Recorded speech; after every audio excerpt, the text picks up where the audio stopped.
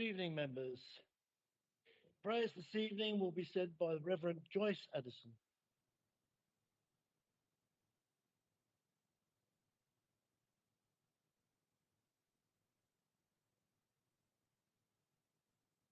Heavenly Father, we thank you for this place, so rich in history and where we can meet in safety and in peace. We pray for all councillors here present today, for those who could not attend, and for Mayor Martin Round. Lord, may your wisdom guide us as we proceed through the agenda, and may all voices be heard and opinions shared with dignity and respect. Lord, we do pray for the well-being of this town. We are living in complex and unpredictable times. Help us to work out together what is good and right for the people of Maidstone, especially for our young, our elderly, the lonely. May all our decisions enable everyone and the town as a whole to flourish and to prosper. And we thank you for all the good work that is already happening here in Maidstone. We pray for the Pride in Place programme, all who care for the environment, the improvements to transportation, and all of the efforts to ease the housing challenges. And we thank you, Lord, for encouraging the sustainable growth in our local businesses. All of this work, Lord, gives us hope and comfort in troubled times. And we pray for the annual general meeting on the 16th of May, when Mayor Round steps down, and we welcome our incoming Mayor, Councillor Brian Clark. We pray all of these things in your name, Lord Jesus, our Saviour, and the blessing. So may the Lord bless you and protect you all. May he shine his face upon you and be gracious to you. May he look upon you kindly and grant you his peace today and forever. Amen. Thank you so much, and particularly for such pertinent words, and personally for both Brian and myself. So thank you very much. Please be seated, ladies and gentlemen.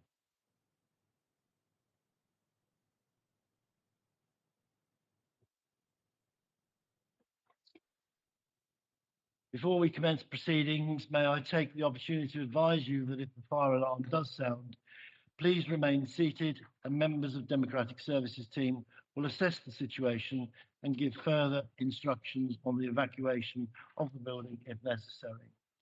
These proceedings will be webcast and recorded by the council, but will anyone else be recording or filming them? I ask so that people at the meeting are aware that this will be happening. Councillor Cleater is obviously standing in for Malcolm. Yes, as Councillor Mackay is unable to attend, I thought on behalf of him I'd reserve my right, as is tradition at all these meetings. Thank you so much, but we'll miss Malcolm. Anyway, I now move over to agenda item 2. I have received apologies from Councillors Houlihan, Mackay, Oliver, Rodwell and Barwood, I believe. Councillor Nagy. Councillor Mark Nagy. Okay, Councillor Mark Nagy. Councillor Jeffrey. Councillor Jones sends apologies.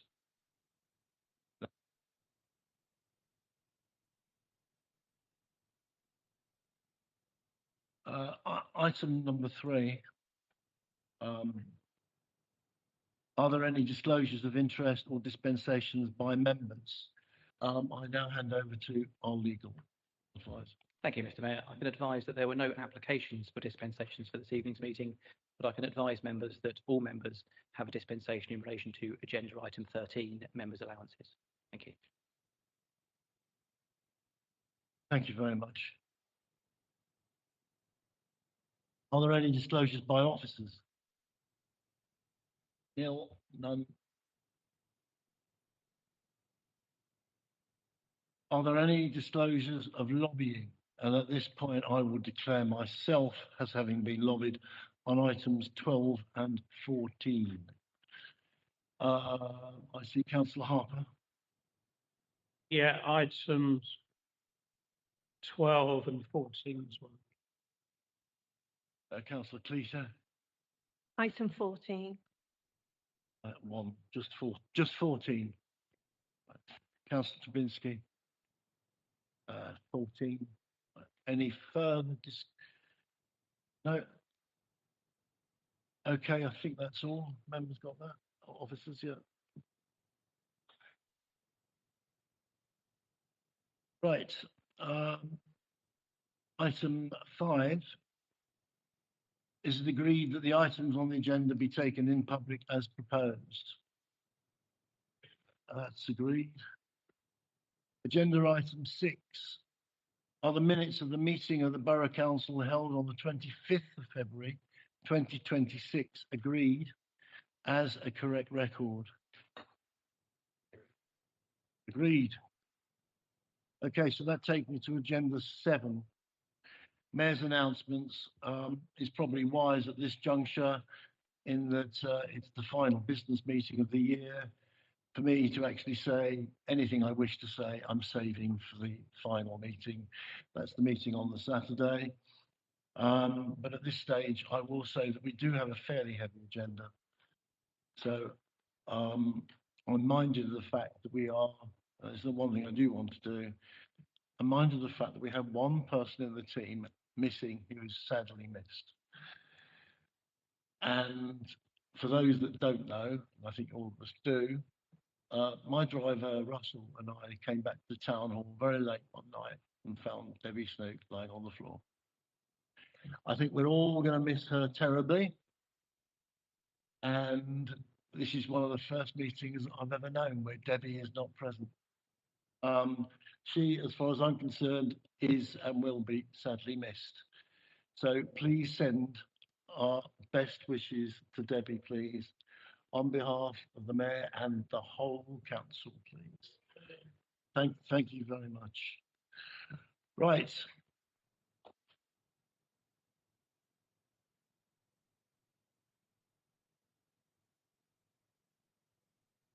Agenda item 8. There are no petitions this evening. Agenda item 9. Questions from local residents. I have received notification that Natalia Phillips wishes to ask a question of the Cabinet Member for Healthy, Stronger Communities.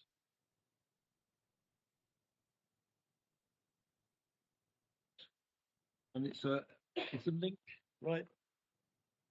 You can proceed. Thank you. Can you hear me okay? I'm going to Proceeding. assume. Well, yeah. Okay. Thank you. Thank you, councillors, for taking the time to listen to my question. So my question is, food systems are increasingly recognised as an important part of local climate and public health strategies, and councils across the UK are beginning to take practical steps to support more sustainable food choices. 70 towns and cities globally have now endorsed the Plant-Based Treaty and are taking practical steps such as increasing plant-based options at council events, supporting public awareness initiatives, and aligning food-related activities with environmental goals whilst maintaining the choice for residents. Given Maidstone Borough Council's role in supporting community wellbeing and climate action, would the council be open to exploring the following practical steps? So firstly, to increase the availability of plant-based options at council-run events and venues. Secondly, to work with Meat Free Mondays to increase plant-based options at schools, joining 3,000 schools across the UK and joining local education authorities such as Edinburgh and Trafford. Thirdly, to review how food-related policies contribute to the council's environmental and public health objectives and support local initiatives that promote sustainable and healthy food choices. And lastly, please consider joining 70 other cities and towns by endorsing the Plant-Based Treaty as a council. Thank you so much for your time and opportunity to draw the connection between food and climate. Councillor Thompson. Thank you, Mr. Mayor. Members may know that the Plant-Based Treaty is a grassroots campaign aimed to create an agreement from local to international levels to tackle the climate crisis by rebalancing food systems away from animal agriculture and towards plant-based diets. It seeks to reverse environmental damage from animal agriculture, such as deforestation, biodiversity loss, and so on, by urging cities, individuals, and organisations to adopt sustainable plant-based policies. The treaty has three core principles. Firstly, to arrest further damage by halting the expansion of conventional animal agriculture, particularly through land use change, deforestation, and new conventional slaughterhouses. To redirect, to actively promote a shift towards plant-based food systems through policy change and incentives. And thirdly, to restore key ecosystems, including reforestation and rewilding, to combat climate change. So Maidstone Boroughs Council recognises that food systems play a vital role in supporting both community wellbeing and our climate and environmental objectives. There's a range of related activity already underway across the borough: increased support for food larders and community food provision, the growing network of farmers markets, supported through initiatives such as Plastic Free Maidstone. These programmes help improve access to affordable, healthy food, reduce packaging waste, and support local supply chains. In terms of the redirect principle, the council, through the 1U Kent Healthy Lifestyle and Weight Management Service, supports over 800 individuals a year in our borough to improve their diet for health, including advice on reducing meat and processed food intake and increased consumption of beans, pulses, fruits and vegetables.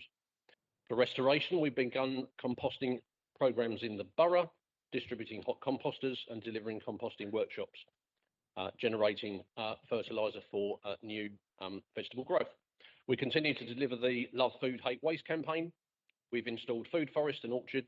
We continue to increase our rewilding sites through naturalised mowing practices.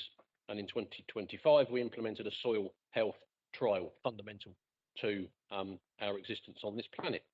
Building on this, the council has identified sustainable food as an action area focus for 2026. So we join up health, community development and climate action. We'll review our existing food-related activities with our wider objectives, supporting local initiatives that encourage sustainable and healthy food choices, working closely with local food producers, ensure plant-based options are routinely included in our events, and considering the overall circularity around food. So thank you, Natalia, for your question. This council is open to further exploring the Plant-Based Treaty, especially where this can help inform practical, locally appropriate action. It's been noted as an action to investigate this year under sustainable food. Thank you, Mr. Mayor. Thank you so much for that, Councillor Thompson. Ms Phillips, do you wish to ask a supplementary question of the Cabinet Member for Healthier, Stronger Communities arising out of your original question or the reply? Yes, thank you. So thank you, Councillor, for your really positive response. It's great to hear that you would be willing to hear further about it. I would like to ask if you'd be willing to actually meet with me and members of the Plant-Based Treaty team to talk about this further and perhaps give you a presentation. Over to you, Councillor Thompson. Thank you, Mr. Mayor. Thank you, Natalia. I would be delighted to do so, and may I extend your invitation to all members present, and we would certainly be interested in taking you up an offer. Thank you very much. Thank you. Thank you so much, both. Right, agenda item 10. Questions from members. Please note that there is a time limit of 30 minutes for this item. However, as Mayor, I may wish to extend that. It'll be a pretty busy evening tonight, so I will be watching the clock and looking at the 30 minutes. So, ladies and gentlemen, let's make a start. Question first from Councillor Greenan to the Cabinet Member for Nature and Climate Transition.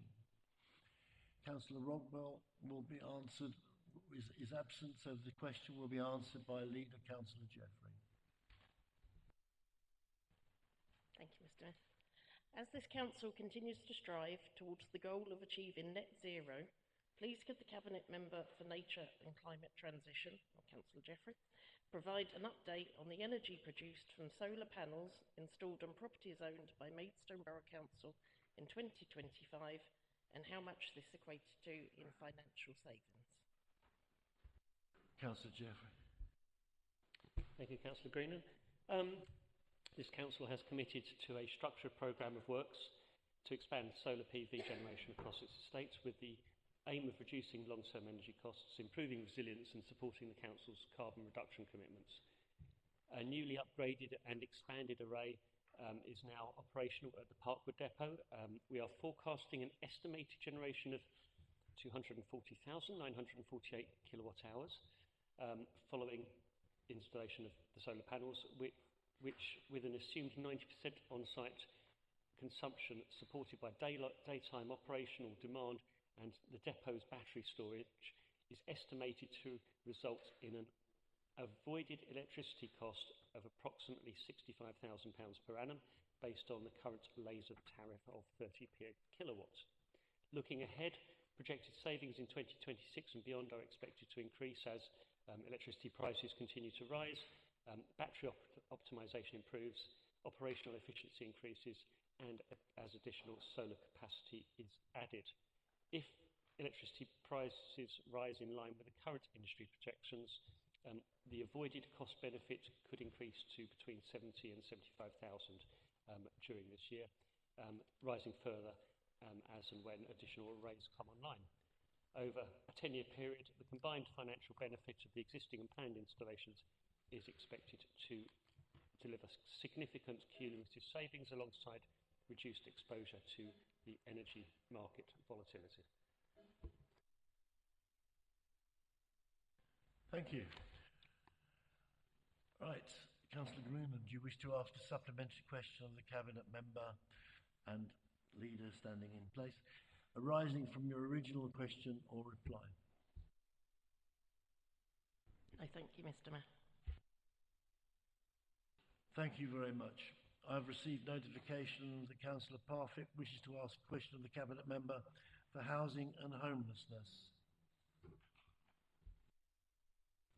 Thank you, Mr. Mayor. I'm asking this on behalf of the Conservative Group following the information circulated in Tonbridge and Malling regarding the Home Office's approach to dispersal accommodation for asylum seekers and the reported role of Clear Springs Ready Homes Limited in acquiring residential properties for this purpose. I'd hoped to have had this addressed through the emails that I have sent on behalf of our group, but I haven't had any response, so I no option but to raise it here this evening.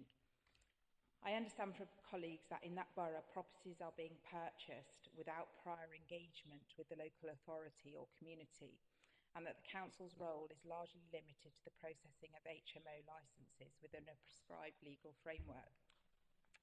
Given the potential implications for local housing supply, community cohesion and service provision, could the leader please confirm whether properties within Maidstone are being or expected to be acquired for dispersal accommodation, what level of visibility or engagement the council has had with the Home Office or its contractors to this process, the extent of the council's role and any limitations in relation to HMO licensing in these circumstances, and whether any assessment has been made of the potential cumulative impact on local housing need and infrastructure.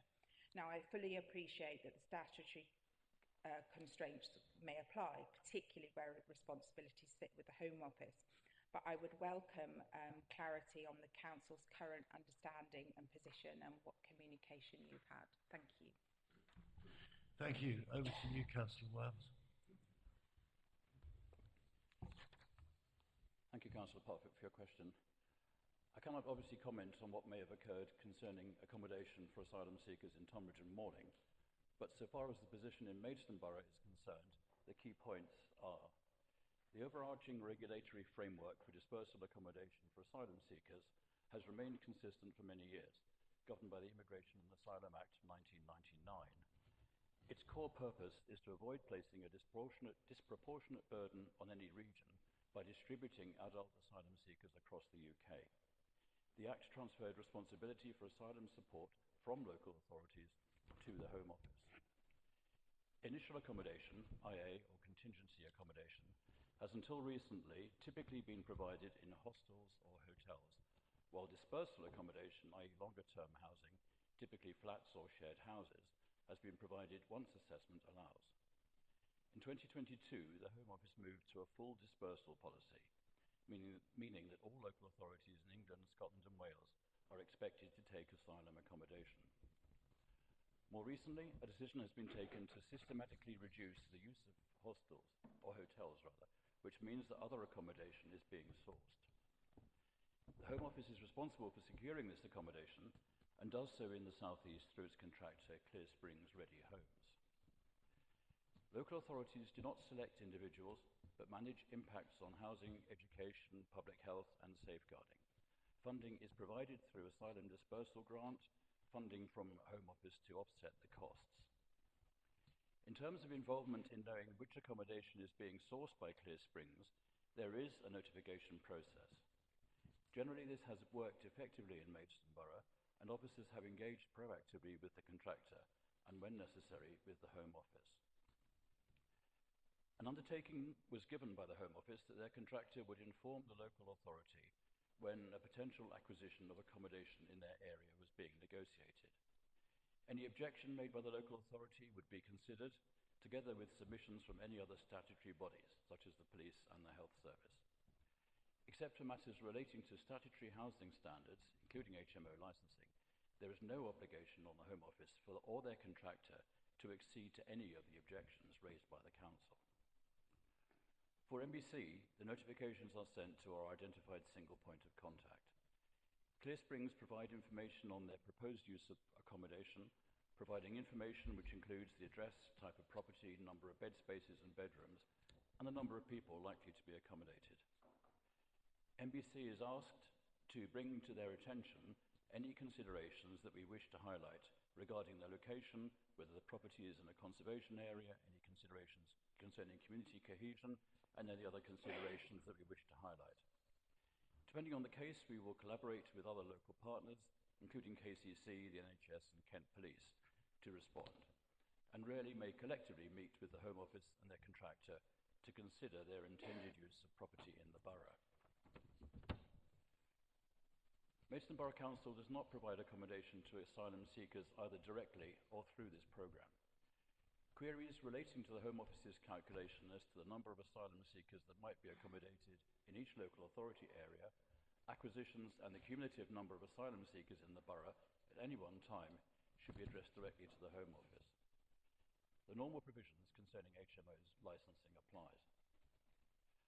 While understanding the need to provide suitable and affordable accommodation to asylum seekers, Maidstone Borough Council officers have continued to express concerns to the Home Office about the impact on the local housing market and the ability of external agencies to provide adequate support to those being placed in our community.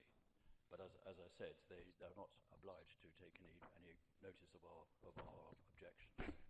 So I hope that sets out quite, I'm sorry for a long detailed reply, but I think it's quite helpful for those who haven't been quite so involved in the process as Councillor Parfitt and I have done over the years, to actually understand a bit more about the background behind it. Thank you. Thank you, Councillor Wales. Councillor Parfitt, do you wish to ask a supplementary question of the Cabinet Member for Housing and Homelessness arising from your original question and or the reply? Yes, I would just like to say thank you for all that information. There was an awful lot in there which was very useful. I think the purpose of my question really is to make sure that the information is disseminated to us as councillors whose residents are affected and who raise these concerns with us, and we need to have the answers. So what I would like to ask of you is, would you commit to, say, a briefing to councillors with all, because that was an awful lot of information to take in one go, so that we have that information to hand. Sorry. Hang on. It's up to the Cabinet Member to make a response. Thank you, Mr. Mayor. Yes, I can quite see your point, and I'll have a word with officers and see what we can do to arrange something. Thank you very much for that. I mean, undeniably, it's a complex issue, and it was a very substantial answer. We'll circulate it to everybody. Thank you very much. Right.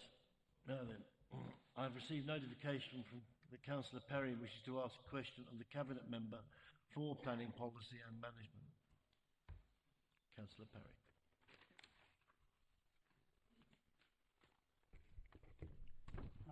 Mr. Mayor, please forgive me if I'm a bit slow in reading. I don't normally read questions out.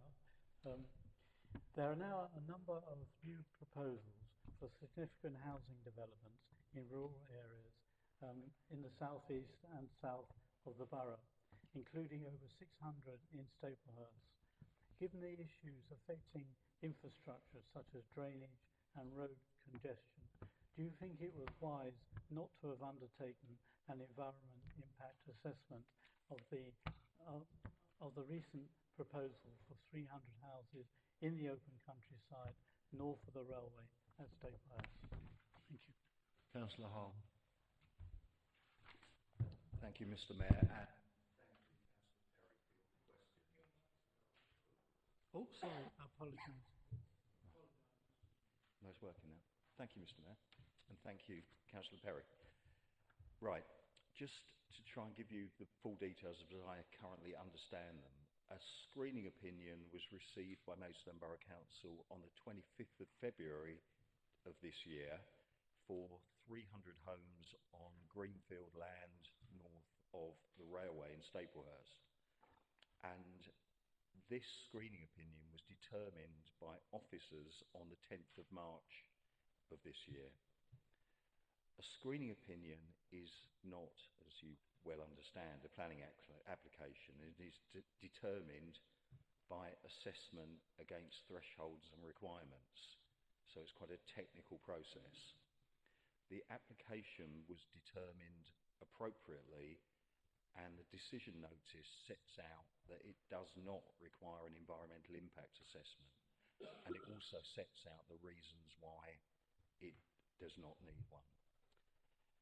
However, as a kind of stop press on this, I can confirm that separately from the Maidstone Borough Council decision, a local resident has written to the Secretary of State to make a third-party request that they consider requiring a screening opinion for this site.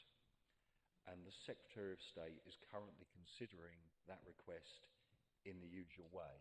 So I think there's an element of watch this space as to the Secretary of State's determination in response to that approach from a local.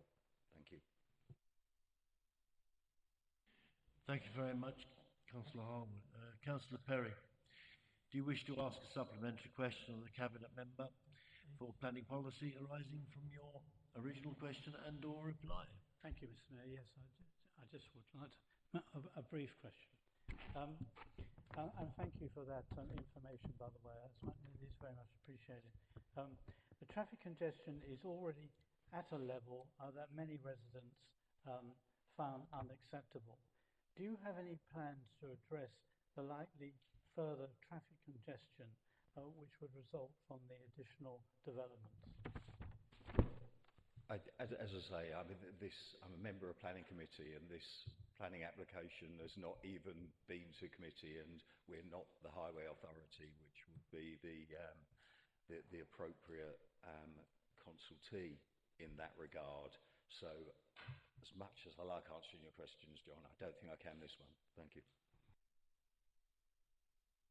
I think there are many of us that get why. Thank you. Okay, I would now like to ask Councillor Harper, who wishes to ask a question of the Cabinet Member for Planning Policy and Management. Thank you, Mr. Mayor. Given South East Water's recent statement to Maidstone Borough Council on their inability to guarantee a water supply to additional new housing in the borough, should the plan call for sites for the new local plan be paused until we know the water supply situation? Yeah. Thank you, Mr. Mayor, and thank you, Councillor Harper. Right, I think we all understand and likely share the public's anxieties over the adequacy and resilience of the water supply and disposal infrastructure across the borough and beyond. And I think we also have concerns about impacts on the natural and the farmed environment from the levels of abstraction. And I mean, it's worth mentioning that, you know, in my professional role, I've been the tactical commander for many water supply disruptions and outages in this borough and beyond. So I understand the community impacts from water supply disruption. However, Maidstone Borough Council does have a statutory duty to prepare a development plan for the borough, and there are potential risks should we stop or pause work. One of those being that we may not exist and we don't know what entity we will be part of, and will those decisions necessarily be made in terms of allocations in the way that perhaps they would if we crack on with that. South East Water are consulted throughout the local plan process, and they have a statutory duty to plan for and supply water, and that's in the Act of Parliament, in the legislation. The South East Water were consulted throughout the preparation of the local plan review, and they did not object to the number of homes that were allocated within that document. And South East Water and the local plan review was also subject to independent examination by the Planning Inspectorate and was found to be sound in March 2024. So those are the housing figures that Maidstone Borough Council are currently working towards. And on that basis, South East Water has a statutory duty to supply the connections of water for those houses. However, this matter is on the radar of all Kent local authorities, clearly. And this matter was the topic of discussion at a recent Kent Leaders meeting on the 22nd of April, when MPs were also present.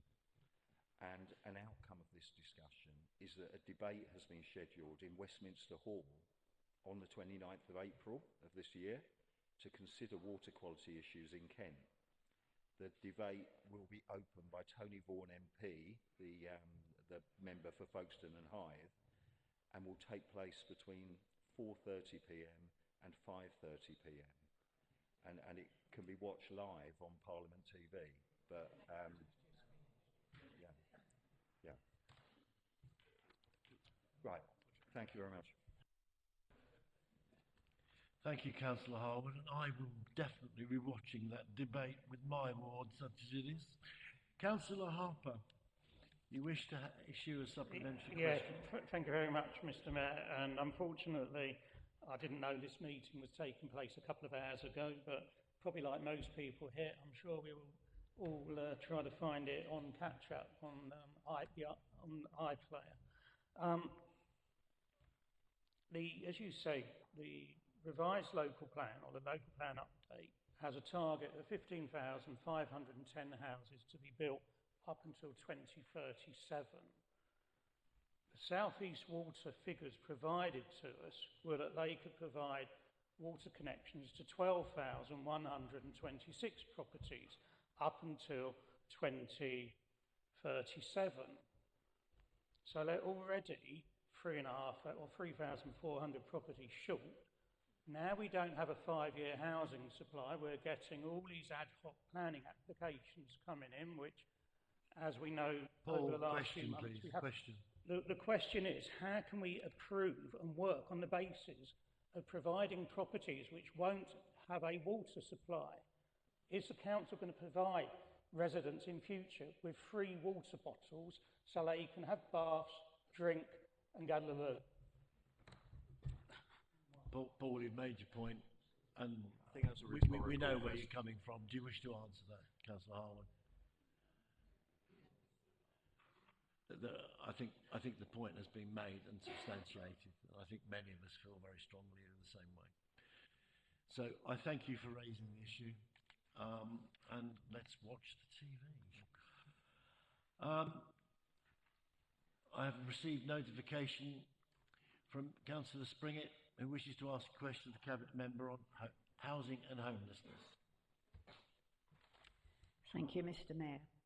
A recent press article highlighted the issue of caravans on Gypsy and Traveller sites being rented out to those not of Gypsy and Traveller heritage. I believe the leader of the council supported this as an alternative form of accommodation for those in need of housing. Whilst I do have concerns that this could be disadvantaging members of the Gypsy and Traveller community who also have a housing need by removing available caravans to live in, my main area of concern is regarding the rights of those renting, whoever they may be. The Renters' Rights Act has introduced new protections for those in rental accommodation, and I would like to know what the council is doing or going to do to ensure that those renting caravans, either from the Gypsy and Traveller community or from the settled community, irrespective of whether they are from the settled or Traveller community, that they have a properly drawn up rental agreement to ensure they benefit from the protections now given to those in traditional rental accommodation. Thank you. Councillor Wales. Thank you, Councillor Springett, for your question. I have a detailed reply, but not quite so detailed as the last one. The regulatory framework for mobile homes is provided by the Mobile Homes Act 1983, who would have known, as amended. This has provisions for pitch fees for stationing the mobile home. Once the mobile home is let to a third party, i.e. the occupier does not own the mobile home, the relationship is a contractual one between the two parties. I understand that the provisions of housing legislation do not apply because a mobile home doesn't meet its definition of a dwelling, on which the provisions rely. Therefore, the Renters' Rights Act does not apply to these cases. This means that the rent arrangements are essentially a contract between the landlord, i.e. the mobile homeowner, and the occupier. The site owner still controls the pitch separately. MBC does not have a role in ensuring that occupiers have a properly drawn-up rental agreement. MBC does have a regulatory responsibility for licensed sites, but this is limited and focuses primarily on health and safety. So as far as MBC's publicly owned Gypsy and Traveller accommodation sites are concerned, the management arrangements are as follows. People wanting to be considered for vacant pitches on the council's public sites must apply to join the council's housing register. This whether they're settled or traveller communities. This provides a transparent and equitable process to allocating vacant pitches. As I said, the Renters' Rights Act does not apply to the licensing of pitches, which is governed by the Mobile Homes legislation. And finally, MBC does not permit subletting of the accommodation on our sites. So in terms of residents on our own sites, we treat both tenants of our social housing and those renting pitches to the same high standards. Thank you. Councillor Springett, do you wish to ask a supplementary question? I do, Mr. Mayor. As almost all of these caravans are conditioned to be only occupied by genuine gypsies or travellers, would the Cabinet member not agree that this disadvantages the accommodation needs of the Gypsy and Traveller community, thereby increasing the need for additional pitches elsewhere, as well as being a breach of a planning condition? Thank you, Councillor Wells. As I said, persons wanting to be considered for vacant pitches on the council's public sites apply to join the housing register, and this prioritises those who have the most need for those properties. If that is the Gypsy and Traveller community, then fine, they will be placed in those caravans.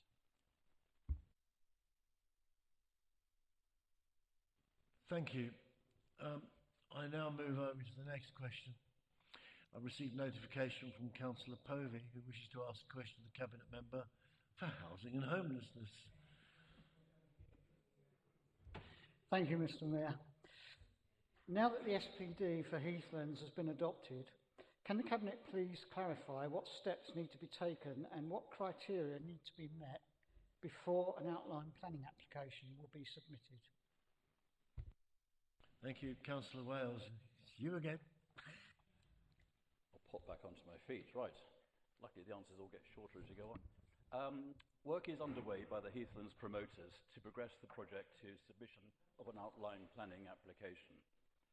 Large strategic planning applications require an appropriate degree of supporting information, and consequently the Heathlands application will be supported by a suite of documents currently being worked on, to include but not limited to landscaping master plan, archaeological reports, utilities reports, phasing plans, ecology, traffic modelling, and commensurate with its scale, and this will be underpinned by work and studies currently underway across a range of specialisms.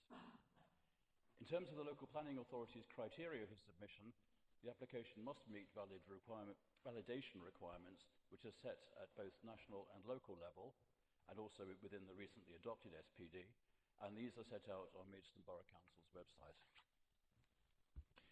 Thank you, Councillor Wales. Councillor Povey, do you wish to ask a supplementary question of the Cabinet Member for Housing and Homelessness arising out of your original question and or the reply? I do, thank you. At what point along that process will the sustainability and viability of the project be ascertained? Wales. Well, as I said, all these documents and things will be taken along the whole line of the process up to the point when the planning application is submitted. So there is no set timetable for this, but when documents are ready and things are agreed, they will move along the line. Thank you. Right, I've received notification that Councillor Nedelcheva wishes to ask a question of the Cabinet Member for Corporate Resources. Over to the new star of the front row, Councillor Summerskill. Oh. Can the Cabinet please clarify how much money has been spent on Heathlands up to adoption of the SPD and how much more it anticipates spending up to the submission of outline planning application, please? Councillor. Thank you, Councillor. Can I first refer you to questioner of the last council meeting in 25.2? If you look at the minutes of page 3 as we have, almost similar question was asked by Mr. Steve Healy. I understand you weren't at the last meeting, so maybe reading the answers there might help. The total project expenditure of Heathlands by the council to Q4 of this last financial year is about 2.9 million, leaving a budget of 1.1 million available to the council. When I answered the question 2 months ago, it was about an outstanding 1 million, so it's a very small difference in number. The expenditure so far relates to supporting the delivery of the supplementary planning document, in addition to work that's been undertaken to prepare the outline planning application. The remaining approved budget, now of 1.1 million available to the council as co-promoter, will be utilised for the required planning documents and promotion of Heathlands as it progresses to submission of the outline planning application. This is all within the 4 million overall cost budget set out by previous organisation here in 2 years ago when neither of us were in this chamber. Thank you, Councillor. Councillor Nedelcheva, you have the opportunity to ask a supplementary question if you wish to do so.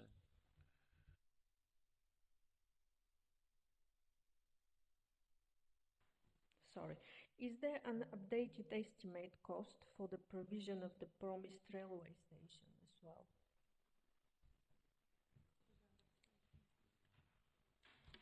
Simple enough question, but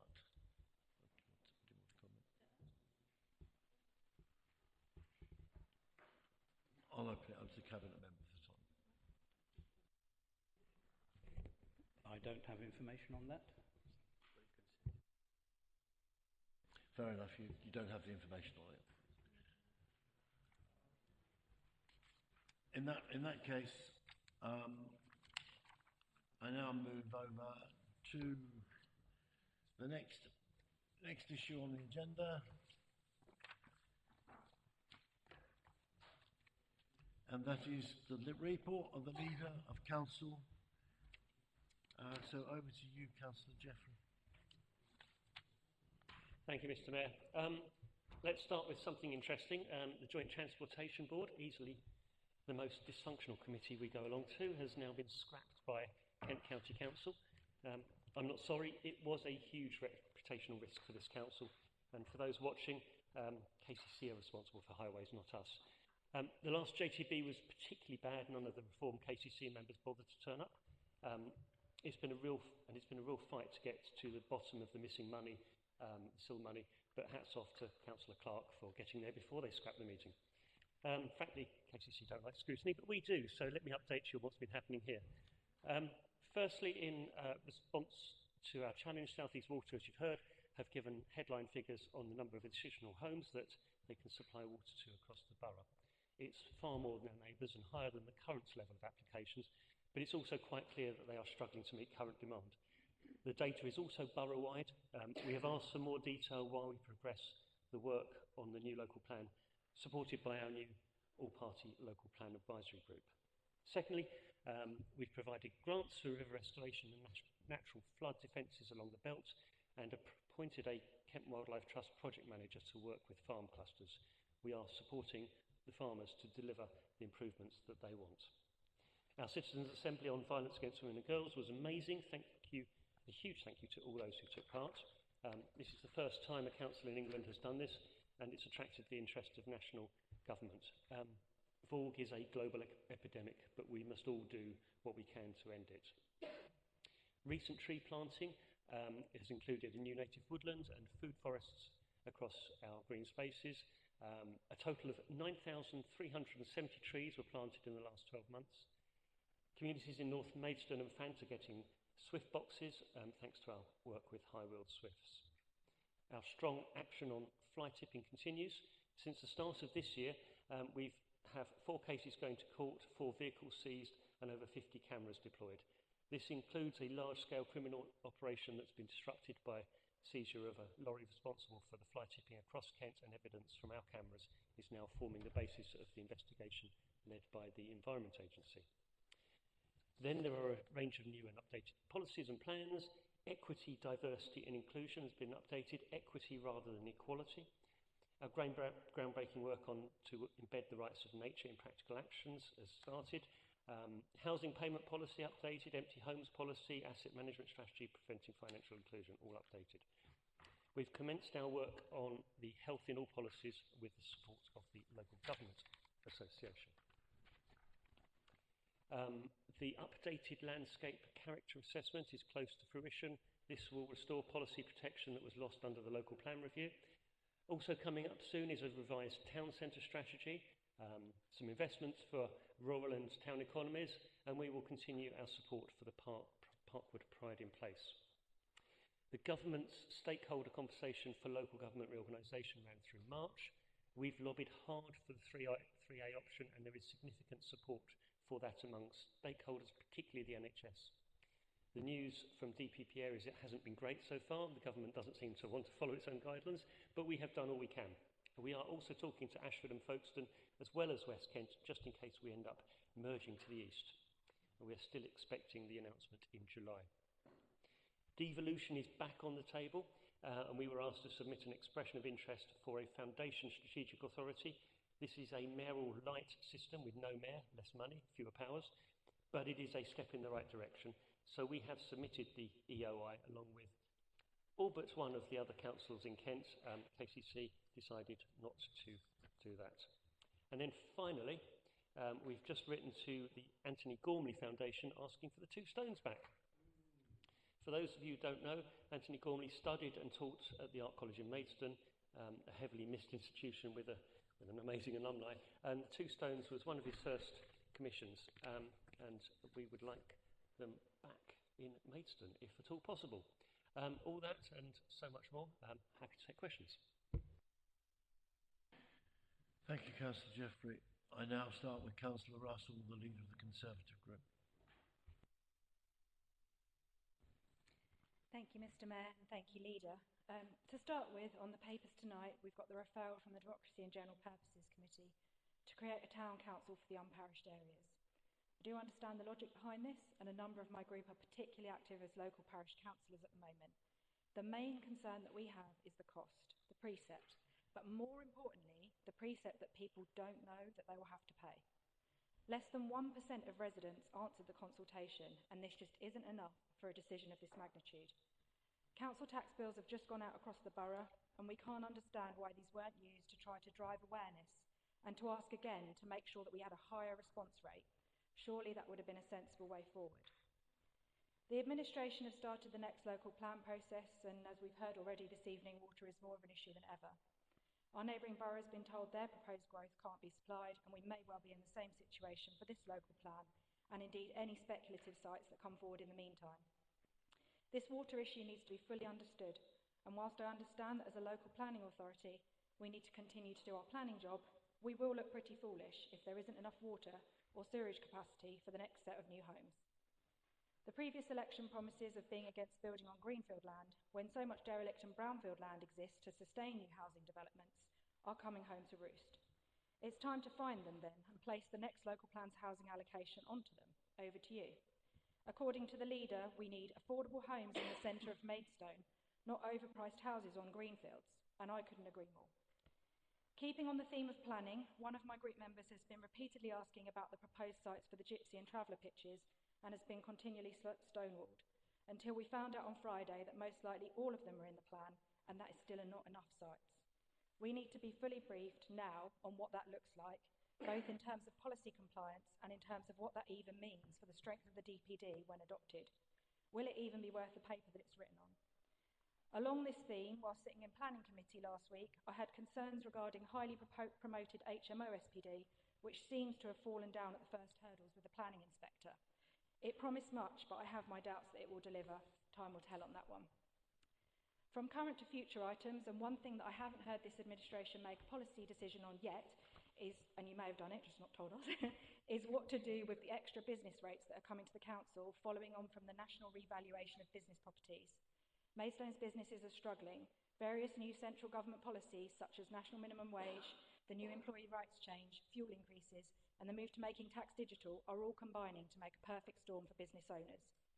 And we would like to see this administration think hard for an appropriate way to give this money back to business owners within the Maidstone Borough, to incentivise growth, support struggling businesses, and to try to tempt people to start a new business here in the borough. It'd be really great to get an undertaking from the leader tonight that he will look at this suggestion seriously with a business-focused approach in mind. Finally, and one of the really pressing issues for our rural residents, is fly tipping and litter along the country lanes and main rural routes. We hope that everyone in the council tonight will look carefully at our motion to help tackle this further. We really appreciate there is a lot of ongoing work in this area, and we thank the hard-working team, but the issue has not gone away. In fact, it seems worse in our areas. Our motion on the papers tonight outlines some further practical steps that could be agreed cross-party to try even harder to tackle the scourge of litter and fly tipping for rural residents, and I hope we get your support. Thank you, Councillor Russell. Councillor Jeffrey. No, not yet. Councillor English.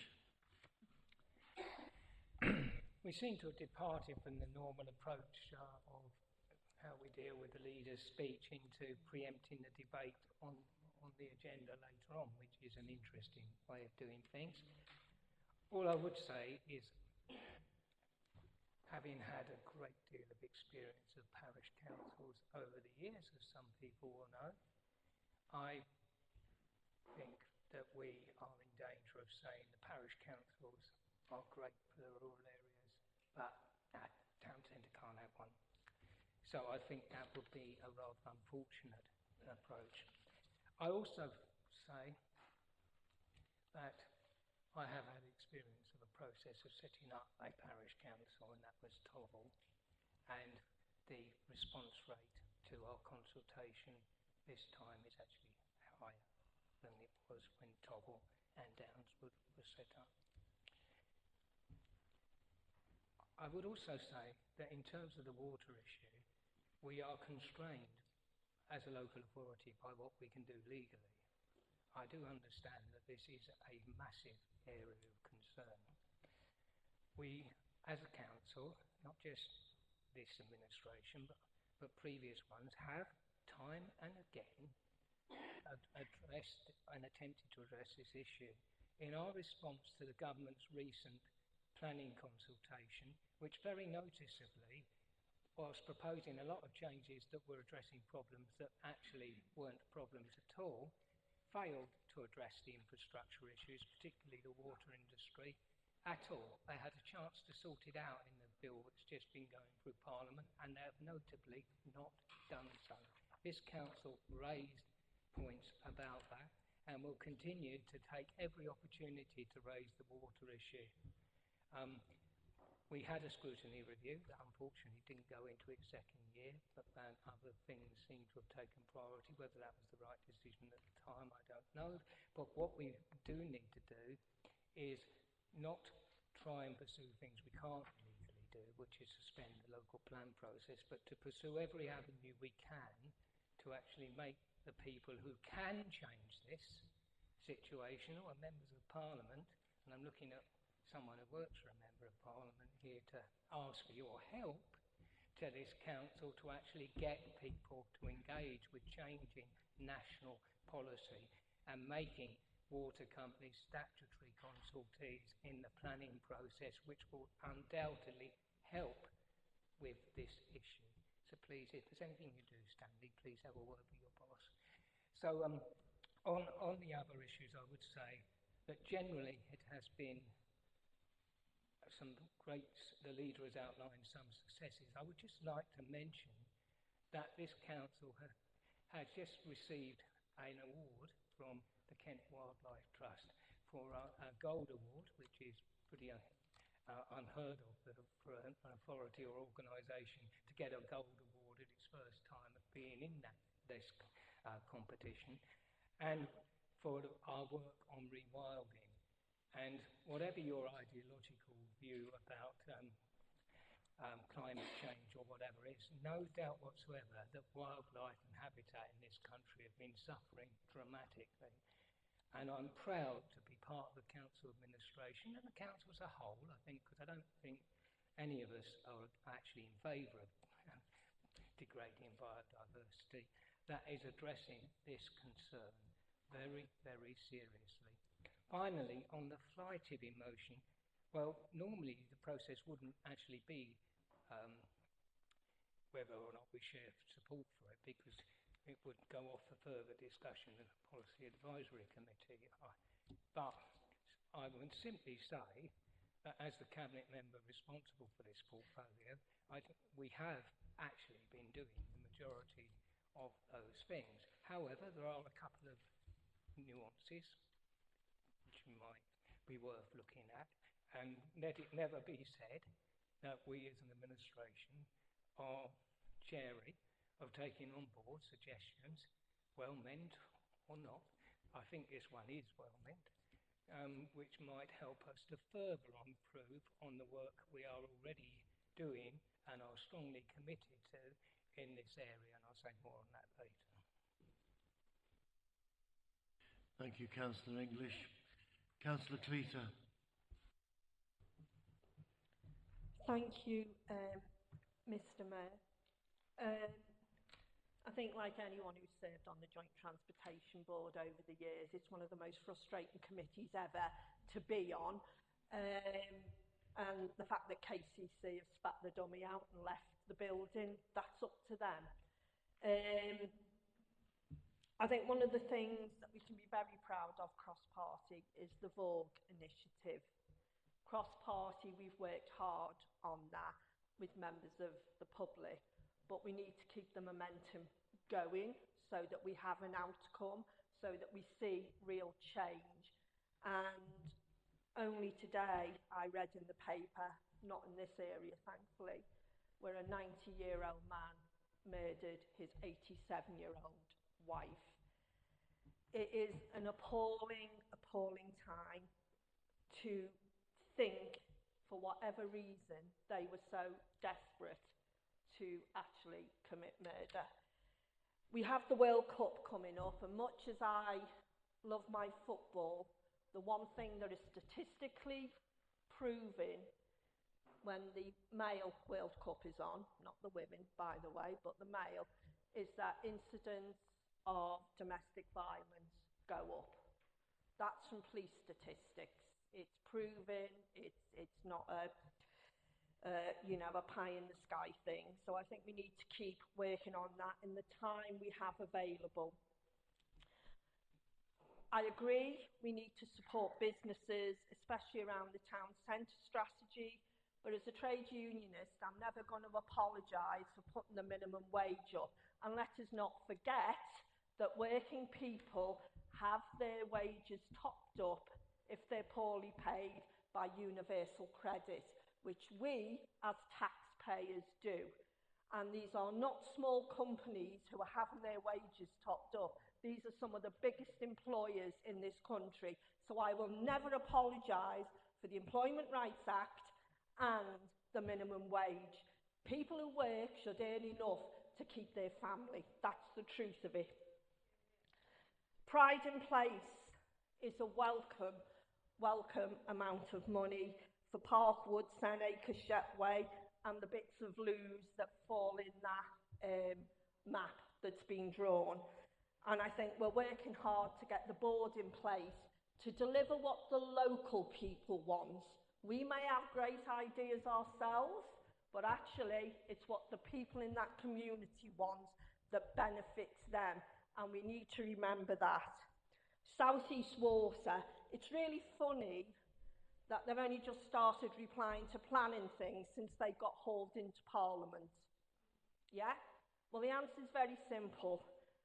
Some of us said privatisation would never work, ever, and it hasn't, because the only people who've benefited, the money that should have gone into investing in infrastructure went to shareholders in Canada, in Australia, pension fund holders.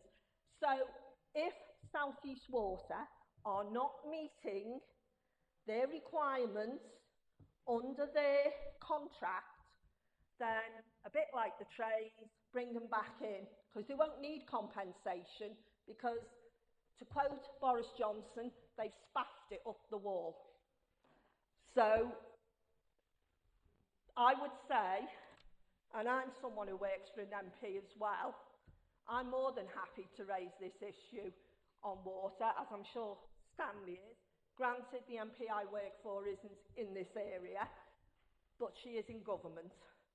So I think the concerns around water are not just about South East Water, who accidentally drew how many millions of litres by accident? How do you do that?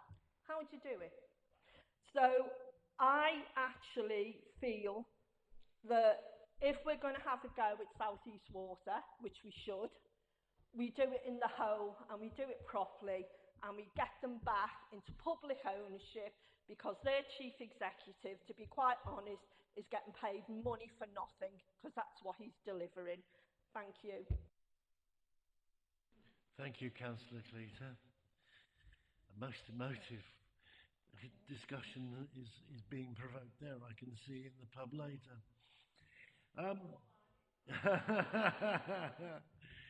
Councillor Harper. Thank you, Mr. Mayor.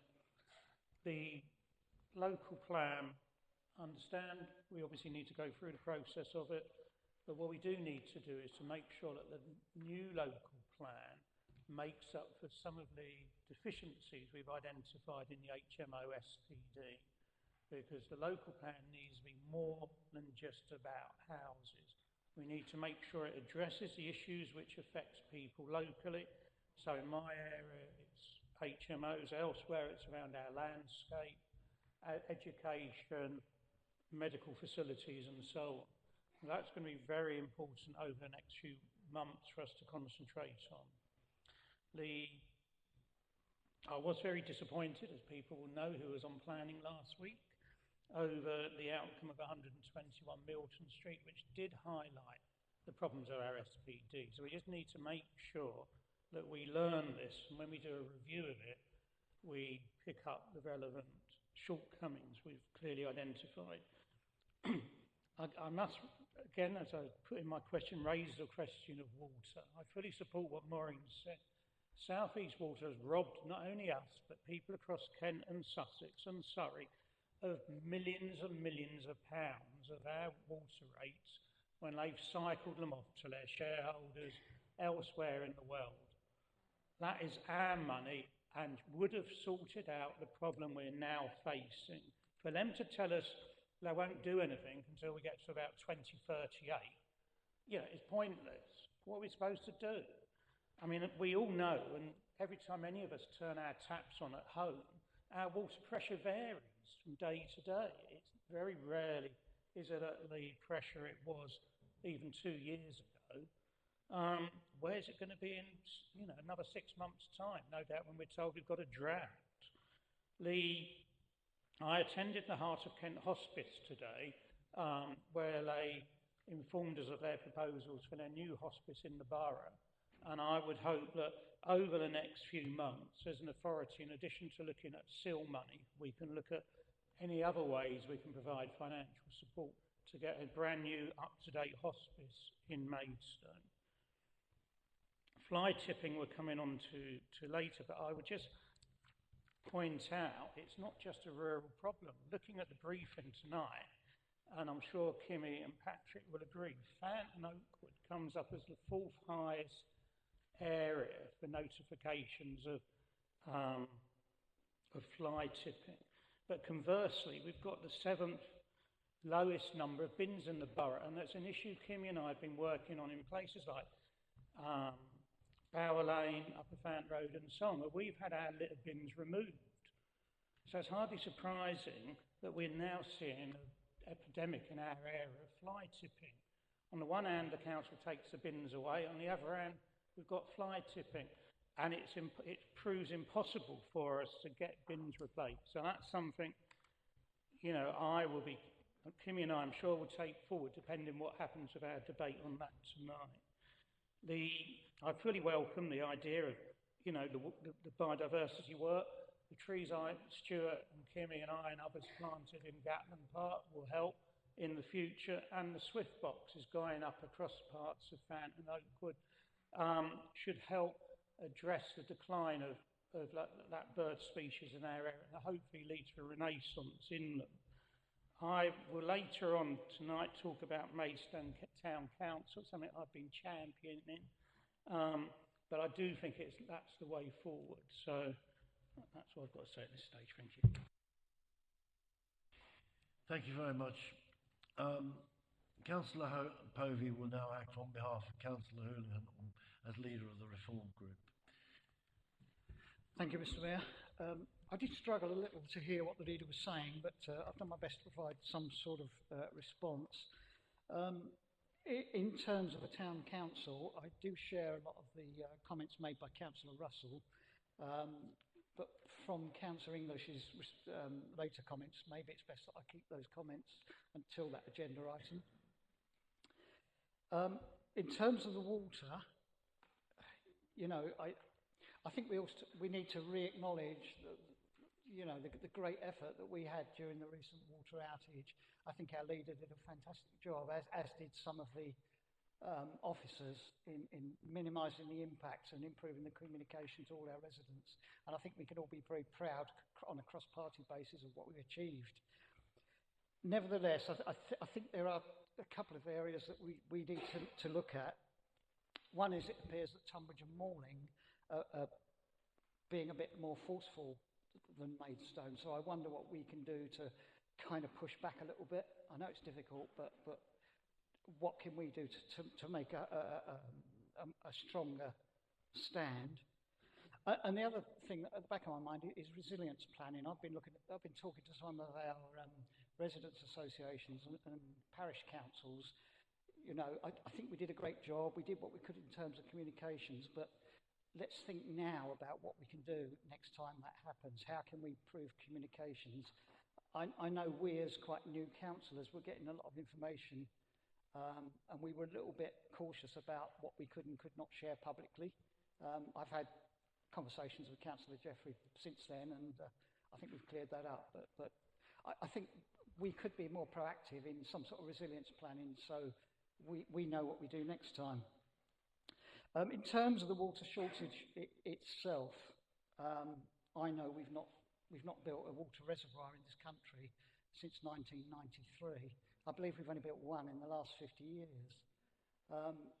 You know, it's all very well blaming water companies, and I know local MPs are putting a lot of pressure on them, and I fully support all that. But there is the basic problem that we need the rainfall, and when it does rain, we need to capture the water.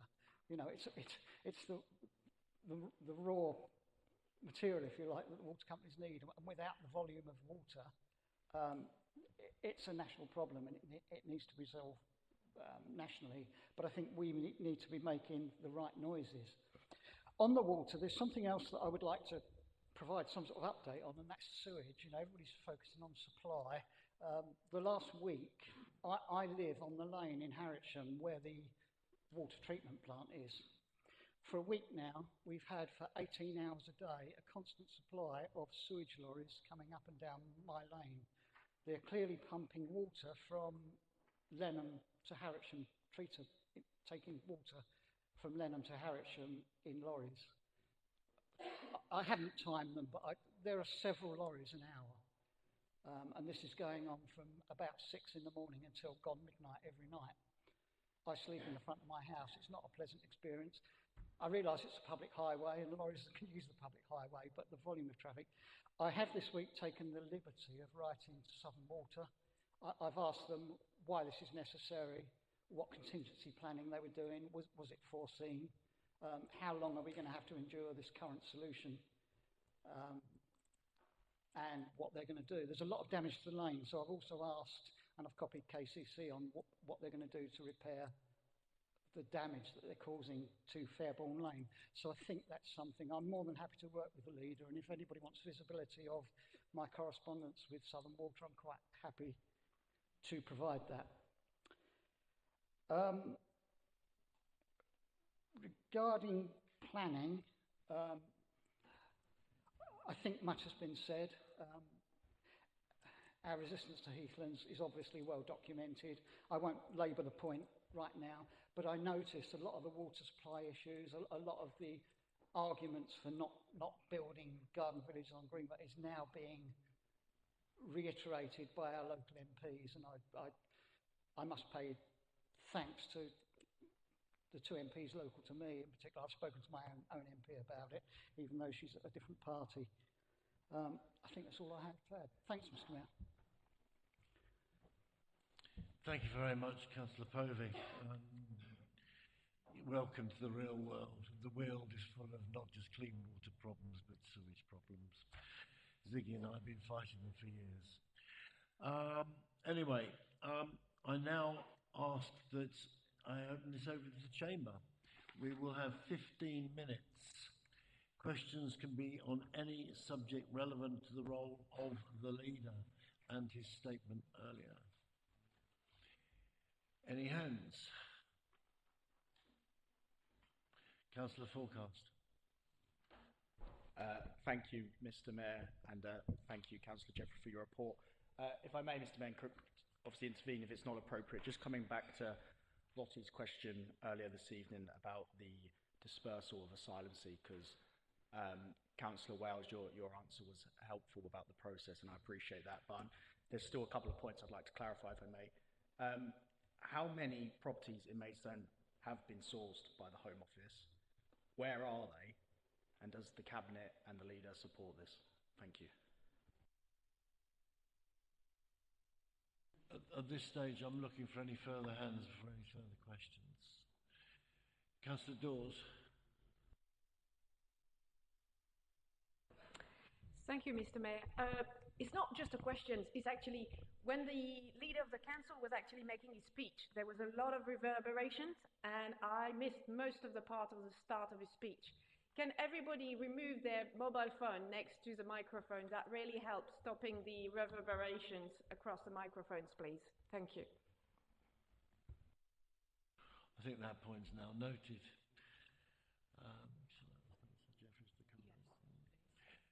In the absence of any further questions, I'm going to ask Councillor Jeffrey if he wishes to respond. Well, it's not Councillor Jeffrey, I'm afraid. You've got me again. We obviously don't have that information to hand at the moment because we didn't have any forewarning of it, but we will certainly endeavour to get that in a written reply. Thank you very much. Okay. I now move on to agenda item 12. And the item can be found on page 12 of our papers. Reference from the Democratic and General Purposes Committee held on the 30th of March 2026. Community Governance Review. I call upon Councillor English to propose the recommendations on page 15. I'm the chairman of the committee. Thank you, Mr. Mayor. It's been a while since we potentially created a new parish council in Maidstone. As I said earlier, I was elected to the first ever Tobble Parish Council, and I noted that shortly before the creation of that parish council and during the campaign, the ward members, who were Conservative, campaigned vigorously against that parish council being set up and set a precept of 50 quid for the first year of that parish council's operation. The parish council nevertheless went ahead and has proven to be a great success. We have had a very thorough review of community governance in Maidstone. The recommendation for the town council wasn't the only thing that was studied. We also looked at the future of Grove Green and its relationship to Boxley and also Westfern. So we've had a process which has had a response which, whilst I would have liked it to have been higher, compares favourably with many other consultations we've undertaken in the history of Maidstone, and which this council has put a lot of weight on, including numerous budget consultations and various consultations that Kent Highways has carried out on traffic changes. We can, only with consultations, as with elections, take account of those people who respond to them. There is no guarantee that if we went out for a reconsultation that there would be any higher level of response, but it might even be lower, and people might say, well, we've already answered that question, I'm not going to answer it again. What I do know is two things. Whether or not we have a town council, there will be a precept, because if there is not a town council to take the mayor forward, there will be, by default, a charter trustee organisation. So we are not debating the principle of whether there will be a precept. There will be a precept. That's what I do know. Of course, what we don't know is what the level of the precept would be for either of those opportunities. What I also know is that creating a parish council, which will be one of the largest town councils in England, will give a large part of this town, this borough, a voice that will finally equal the very successful voices that most parish councils, rural and suburban, have given over the years. I have given decades of my life, one way or another, to parish councils, and I am fully convinced that whatever their flaws can occasionally be, which are very dependent, like all councils, on who the councillors are, and indeed who the officers are, they provide a great opportunity for the public to influence their area, to grow, to add public services in a way which principal local authorities no longer have the flexibility to do. And by the way, it will massively simplify spending neighbourhood seal, which at the moment is an incredibly complicated situation if you don't have a parish council. There are huge pots of money in Maidstone Town Centre wards that are very difficult to spend because the the neighbourhood seal system is so much simpler in parished areas. And in terms of public money, is now public money that has come from the development of Maidstone, I really want to see that money brought forward and help our communities rather than being tied up in red tape and bureaucracy.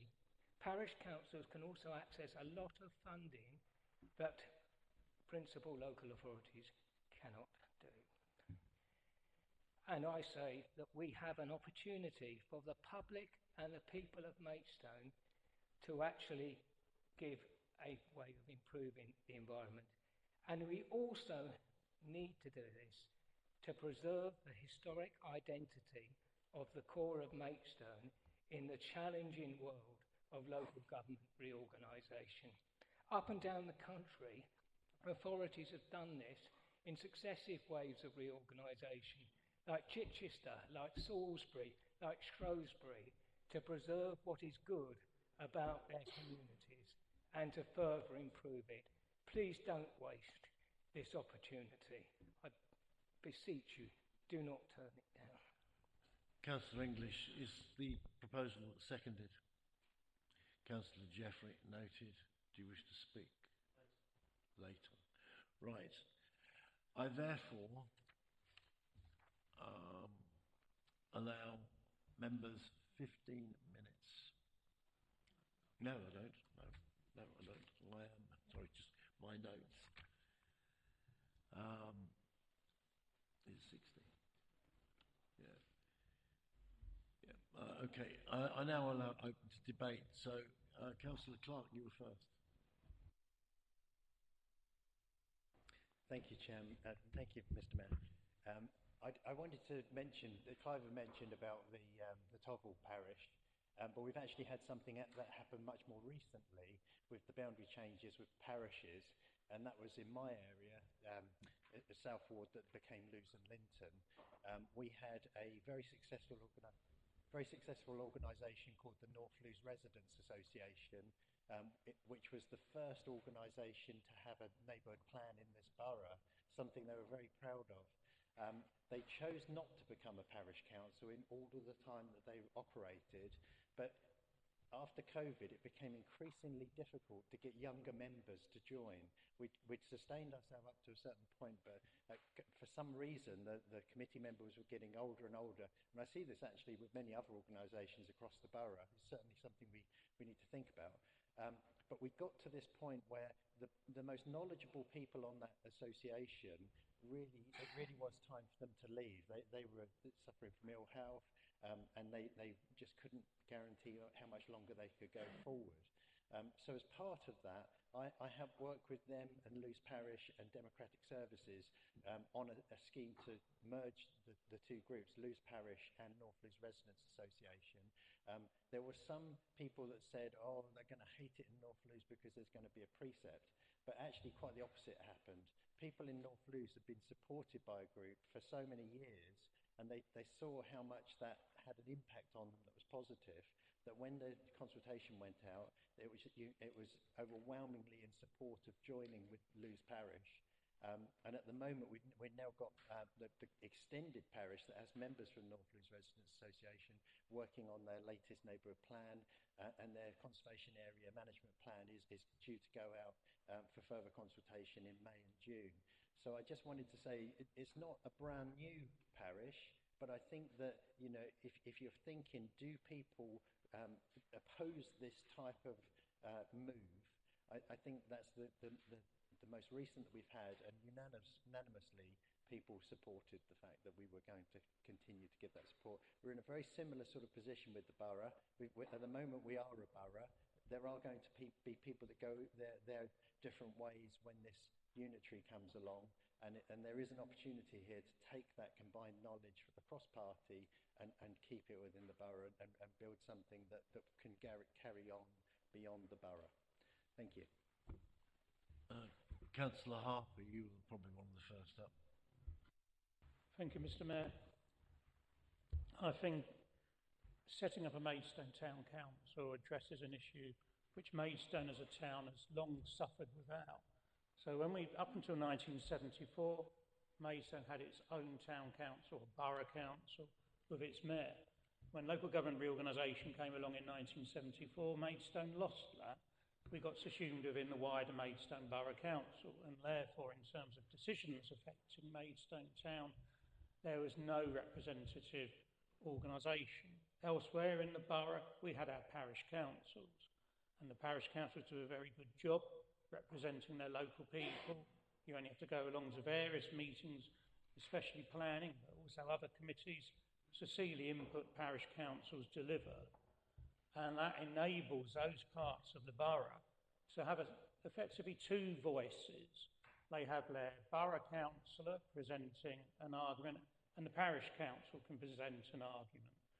Now, as an urban councillor in Maidstone, we don't have that benefit, so urban councillors have to do effectively the work of a parish council plus the work of the borough council to actually represent their communities, which can be a very difficult task.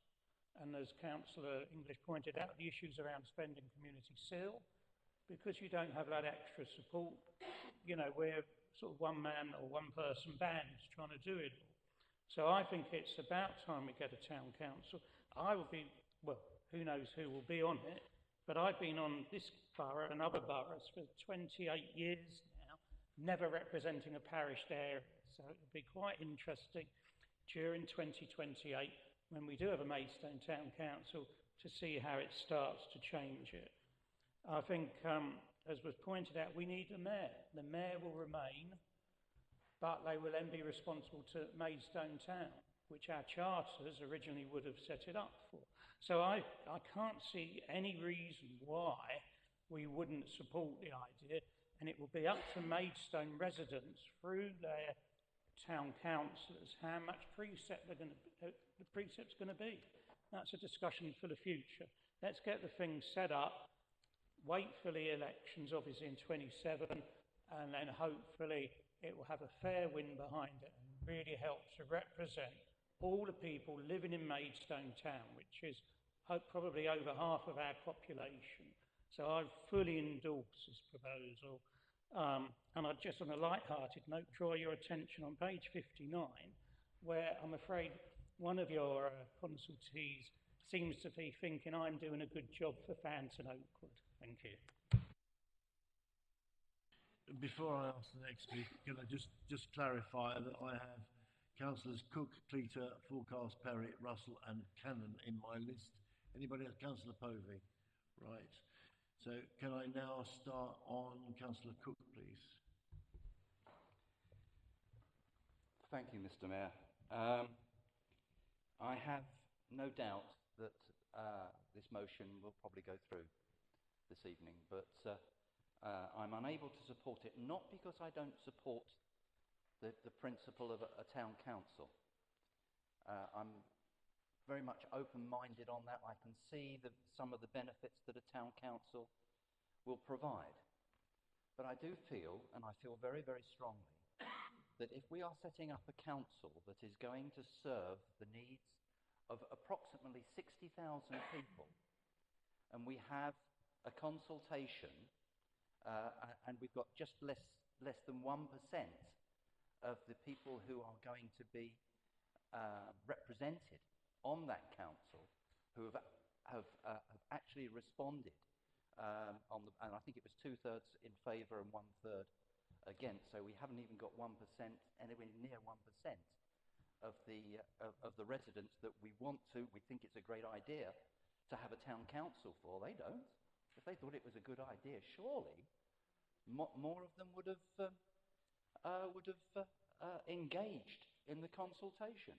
My concern, Chairman, is Mr. Mayor, sorry, is that the level of response makes it very difficult for us to give a go-ahead at this stage to the proposals for a town council. I would prefer to see some form of just let's defer it for a little while. We don't have to rush into this, and let's see if we can engage in a more meaningful way with the residents and get a true representative view from the residents for whom this matters.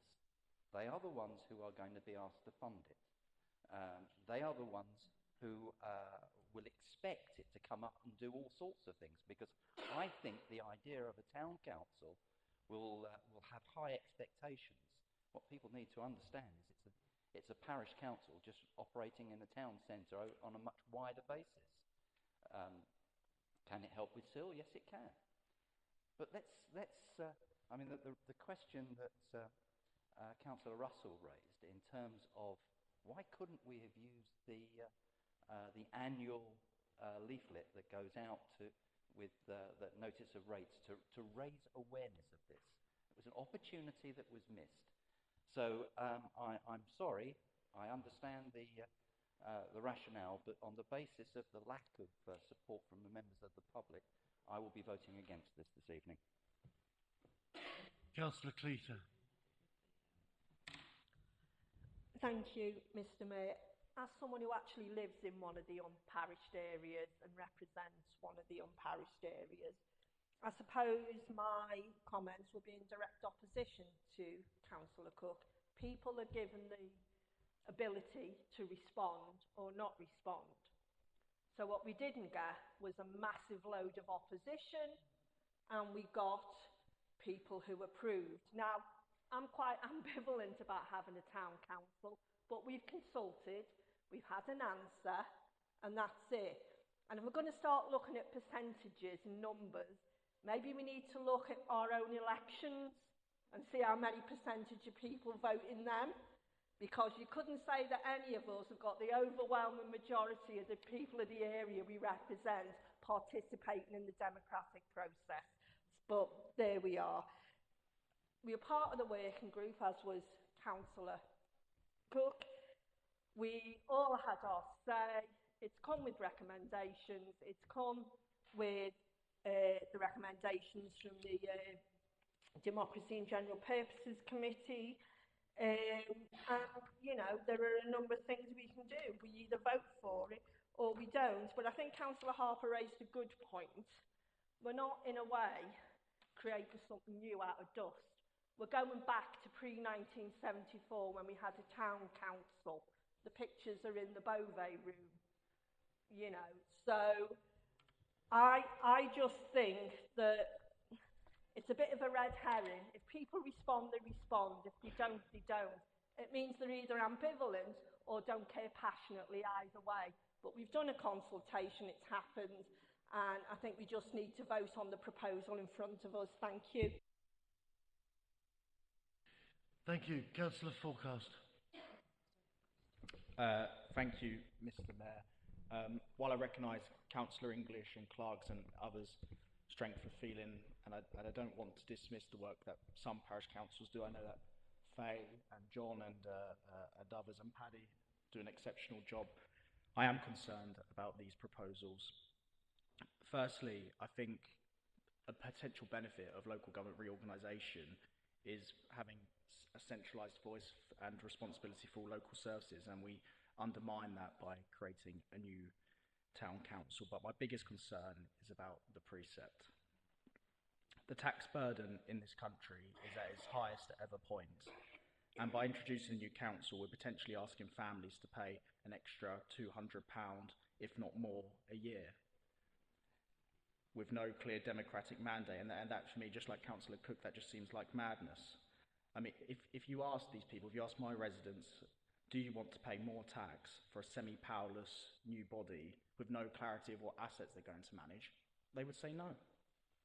We can't keep asking people to pay more and more to fulfill egos or local vanity projects. People don't want to pay tax, and I can assure you my residents do not want a parish council, and that's why I'll be voting against it. Thank you.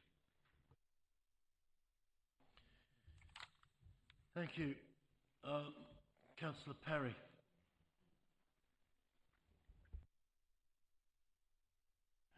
Thank you, Mr. Mayor. Interestingly, Councillor Forecast has come up with an example, a very good example, why you should never have a referendum, because it depends how you word a referendum, you'll get the answer you want. And if you put the answer, it's going to increase your tax burden, people will probably vote against. But if you word it another way and say, you know, parish councils or town councils provide these level of services, that gives you a chance to influence your local area, you'll get a vote totally different. I'm quite convinced on that. But I just want to come back. I'm a long-serving parish councillor, and I'm extremely proud to be a parish councillor. And one of the reasons I became a parish council, because parish councils can represent their local, a very local area. I use the term Republic of Staplehurst, I know, but I actually do mean that because the parish, my parish and my ward are exactly the same. So we work very much as a team, and I'm very, very proud of that. And I think that's a huge benefit.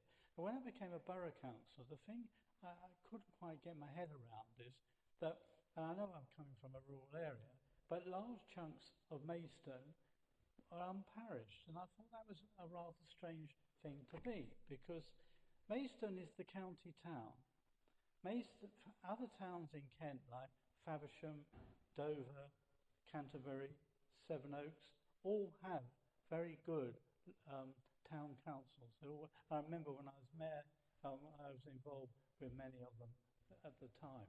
And also, part of our constitution of our country, if you read the British, it's not a read, but if you study the British Constitution, you'll see that the first point of our democracy is not the borough or districts or counties, it is actually the parish.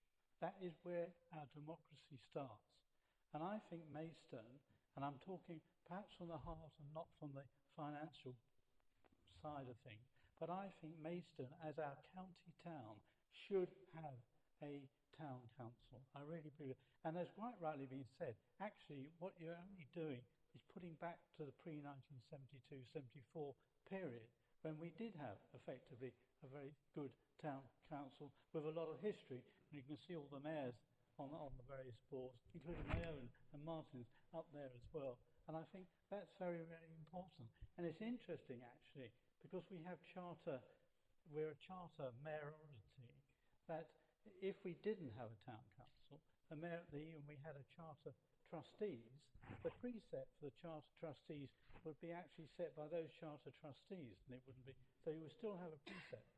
And the other point I noticed is in the report on page 20, parish councils provide lots of services. We provide services that would have to be provided by the borough. And we get parish services, we have a parish services scheme which reflects that. And I think that, again, is very, very important.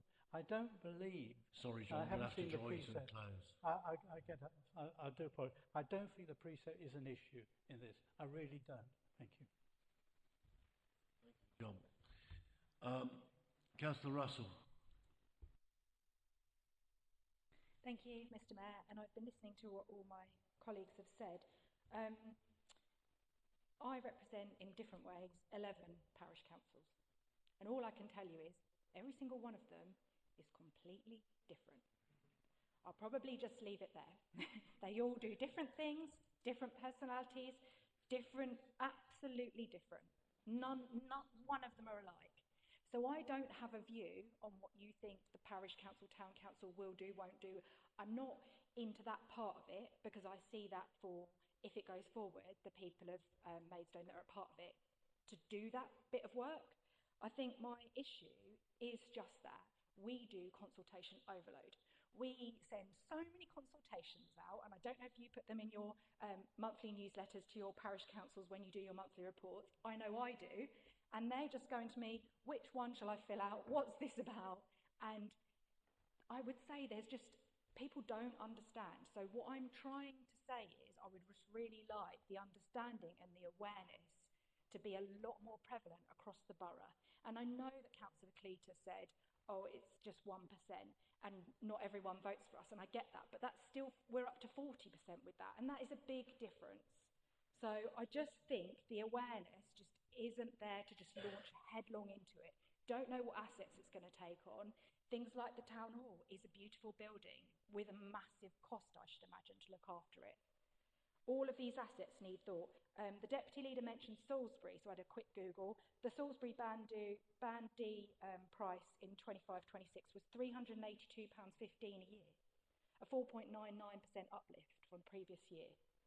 And I just think, do people know that? If they know that and they want that, very happy. I just think we're operating in a system at the moment that just people don't know that.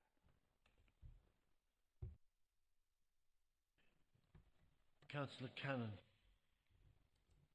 Thank you. I'd like to echo Councillor Russell's point. I feel we're creating a council, we're doing this completely the wrong way. We're creating a council not knowing the costs, not knowing what the precepts will be. And there's plenty of examples of incredibly high precepts across the country. We are creating an expense on taxpayers, and then we're going to try and just force it upon them. What I would like to know is, does the proposer and seconder support a referendum, and what is your view on a referendum? There's plenty of referendums within parish councils and local government to actually get the consent of the people for this taxation. And then secondly, I would also like to know the proposer and seconder whether they believe these councillors, if it was formed, should be paid. What's your view on that? Thank you. Thank you. Councillor Povey. Thank you, Mr. Mayor.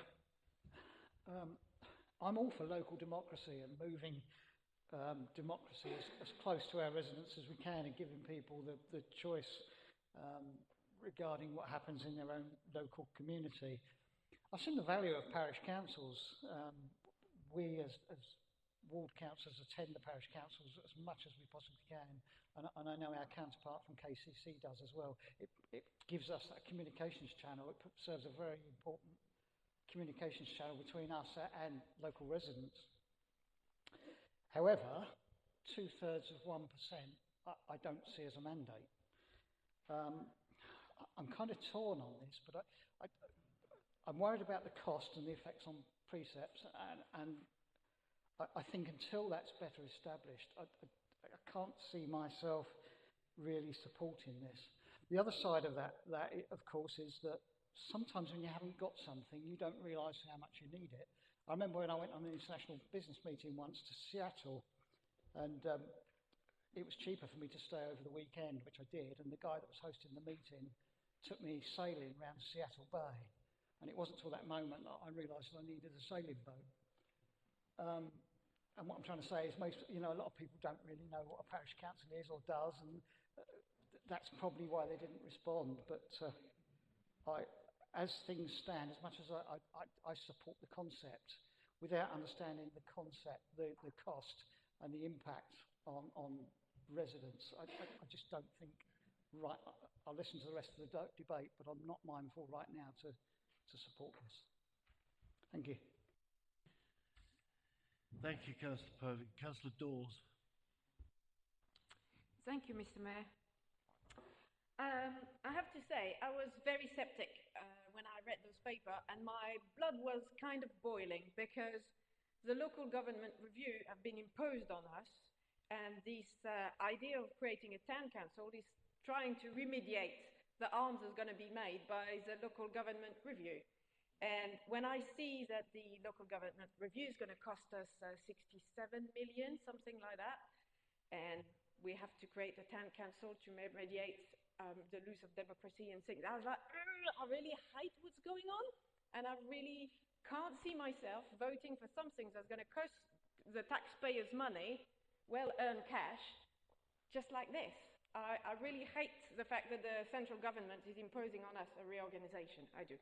I know you're all working very hard, and I've been asking questions to officers that kind of make a bit more sense in my mind.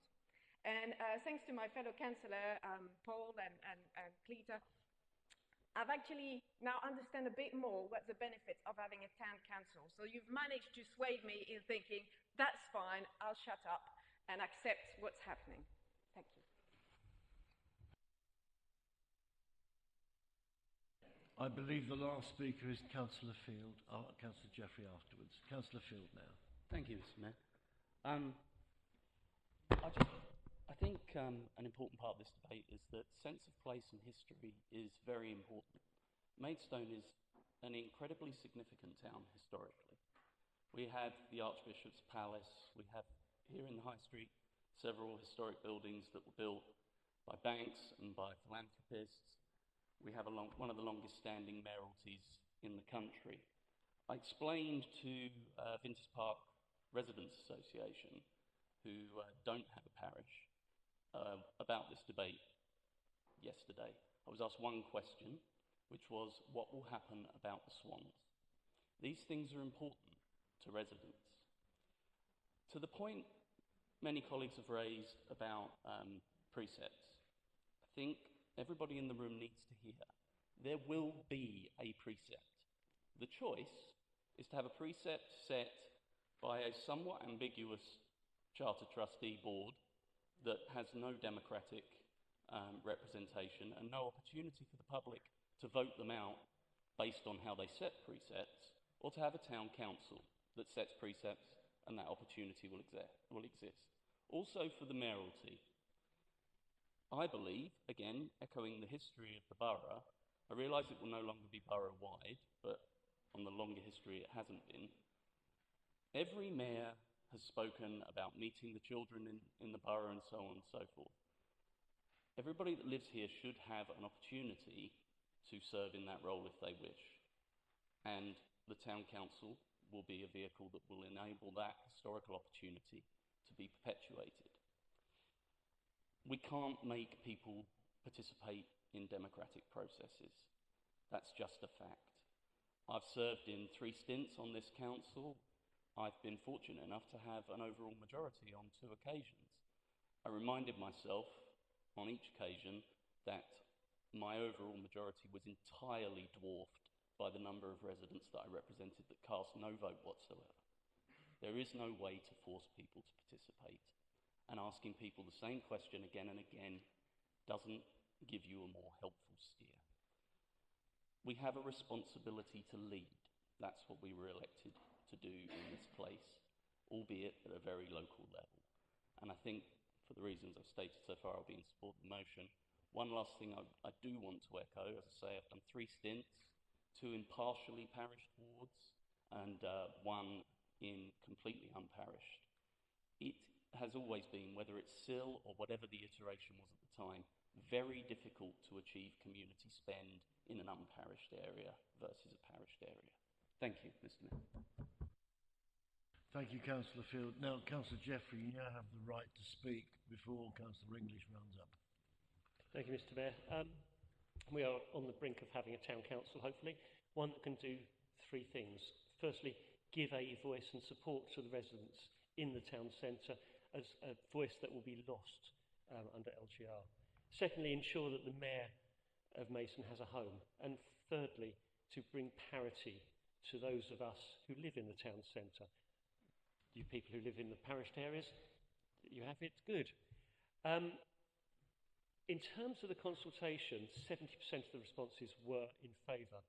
We put a leaflet through every door in the unparished area.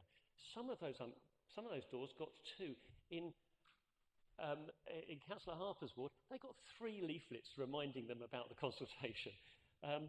So it's not for want of trying that the numbers were low. But the key point for me is there was no campaign against it.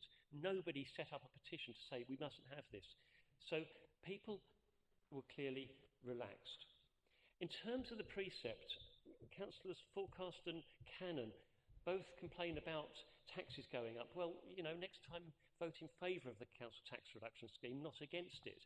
You know, we've reduced taxes for 1 in 8 households in this borough. Under LGR, if we merge with West Kent, the modelling shows a reduction of £51 per household for Band D. And we know from the budget consultation that a majority were in favour of supporting raising taxes if they are to deliver and support local services. So I'm not unhappy that we'll have to pay a tiny bit more for the town centre. Finally, Mr. Mayor, and in terms of Councillor Field's comments around responsibility to lead, I think that's really important. We do absolutely have that responsibility. This is a very major decision that this council is making, and I'd quite like to see a named vote because of its level of its importance. So if some people would like to stand up, oh, fantastic, lots of us. Well done. Thank you. Officers will now. Have we got enough?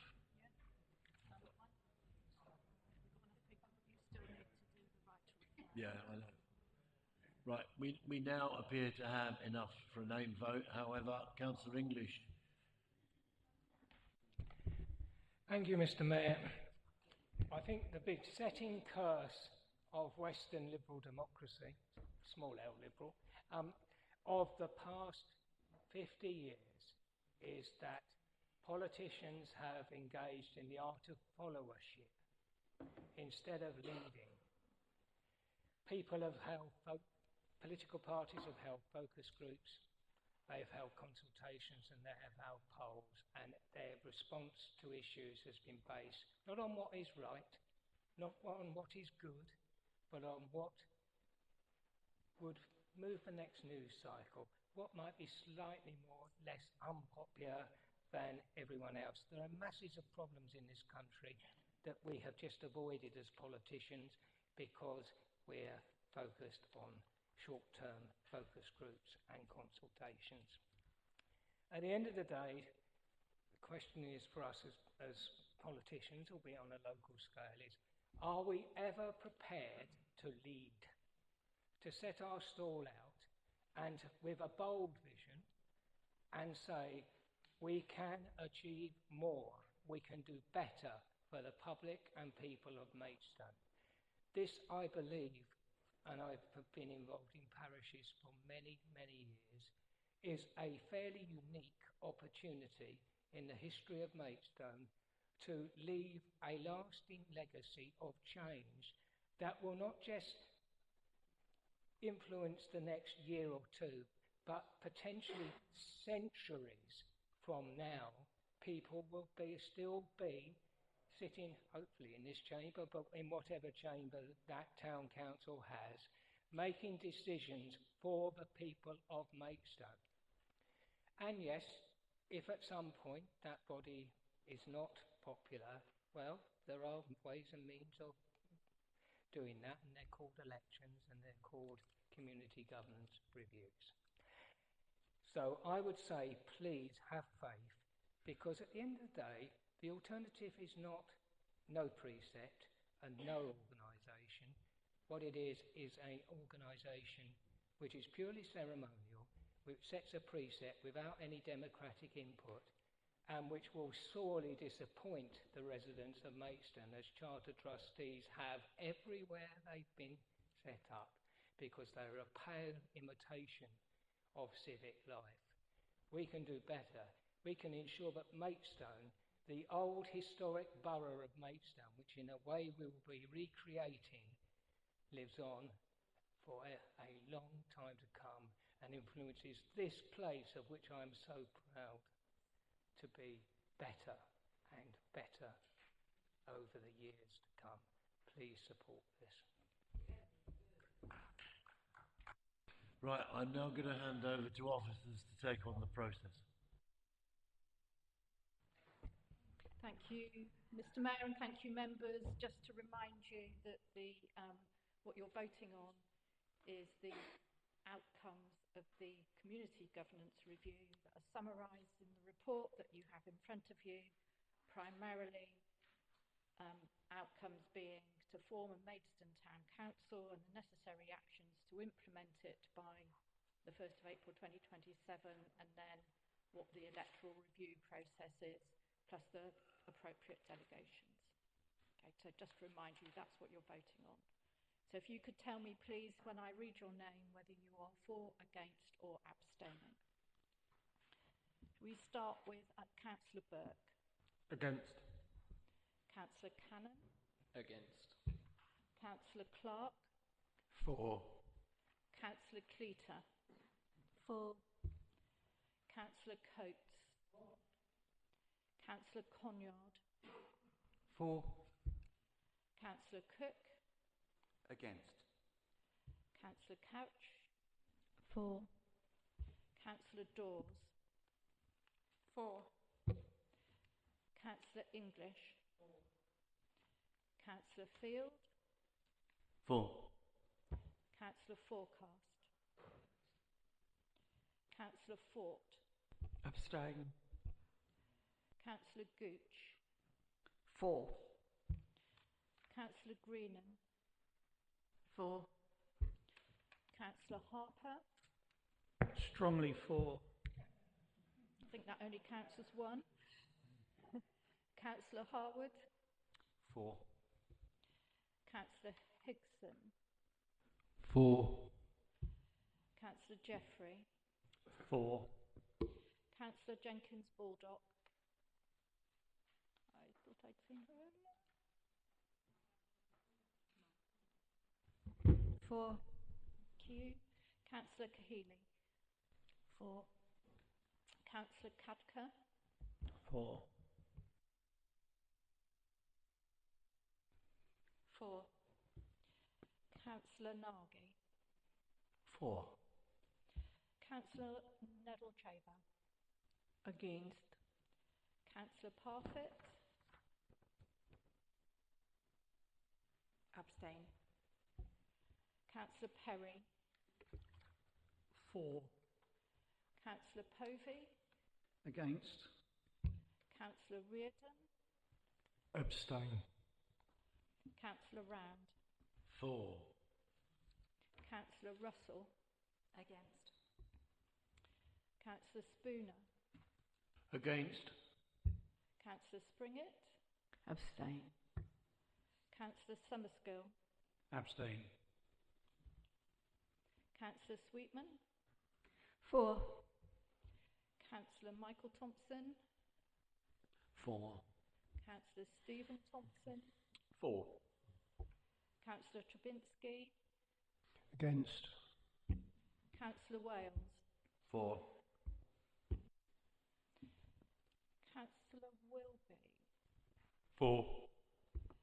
Councillor Dan Wilkinson. For. Joe Wilkinson. For. Thank you, everyone.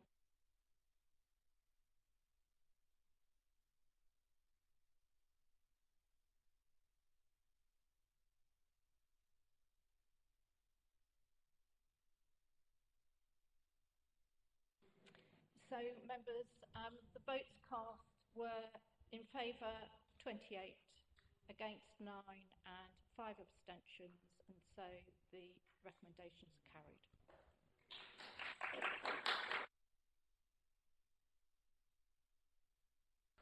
Thank you very much, ladies and gentlemen. We now move on to the next agenda item. Number 13. Reference to Council from Independent Remuneration Panel Review of Members' Allowance Scheme. I call upon the Leader of Council to present the report of the Independent Remuneration Panel. The recommendations are on page 16. Thank you, Mr. Mayor. I'll keep this very short and sweet. The independent panel met last month. We have in front of us their report. This is a 4-yearly review, so one assumes it is the last one.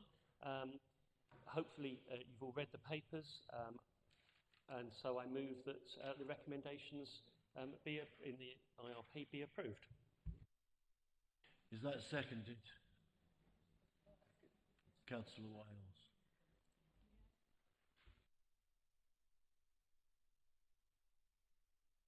Yeah. Right, Councillor Forecast, you wanted to speak. Thank you, Mr. Mayor. I appreciate it's independent, so it's not a party political point, but I'm not personally comfortable voting for a pay rise essentially when tax and the cost of living is going up. And I would also ask that we have a named vote on this, please.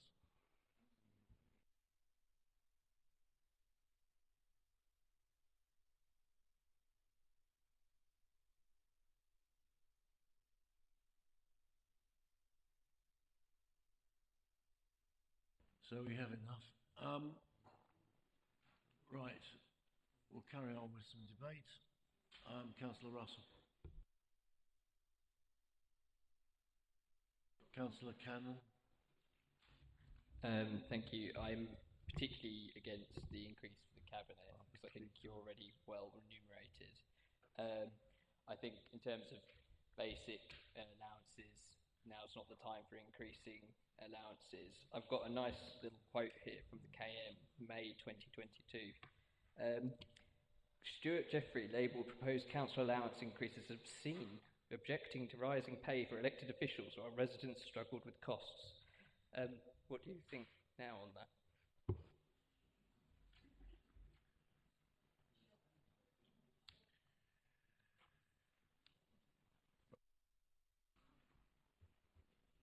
Councillor Harper. Yeah, I'm happy to support this when we come to the name vote. My two questions actually was looking at paragraph 4.2.19 on page 72, and that's referring to the mayor and the mayoral allowance, and it's suggesting that the mayor receives an allowance of, what's it, £3,979. Well, I think for the amount of work done by the mayor and yourself and your predecessors, who typically go to 2 or 3 events almost every day, and typically also by the time they get to this stage are about to go into A&E on the grounds of exhaustion, I just think that's rather a low allowance. And I mean, I don't know what we can do now because the review's been held, but hopefully in the future, at some stage that can be looked at, because I would have thought the mayor probably probably does more work during their year than anybody else on the council in terms of their civic attendance. But anyway, we are where we are. So, but I would urge us perhaps to consider that further a subsequent time.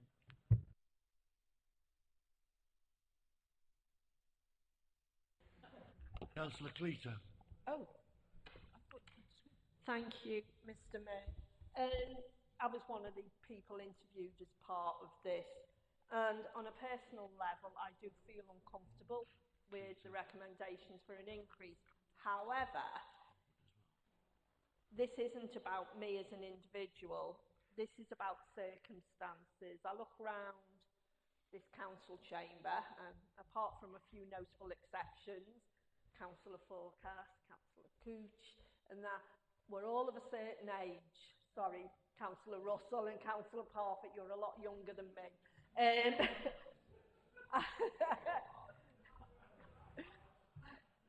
But on balance, and my group usually feel the same, we were uncomfortable last time with an increase.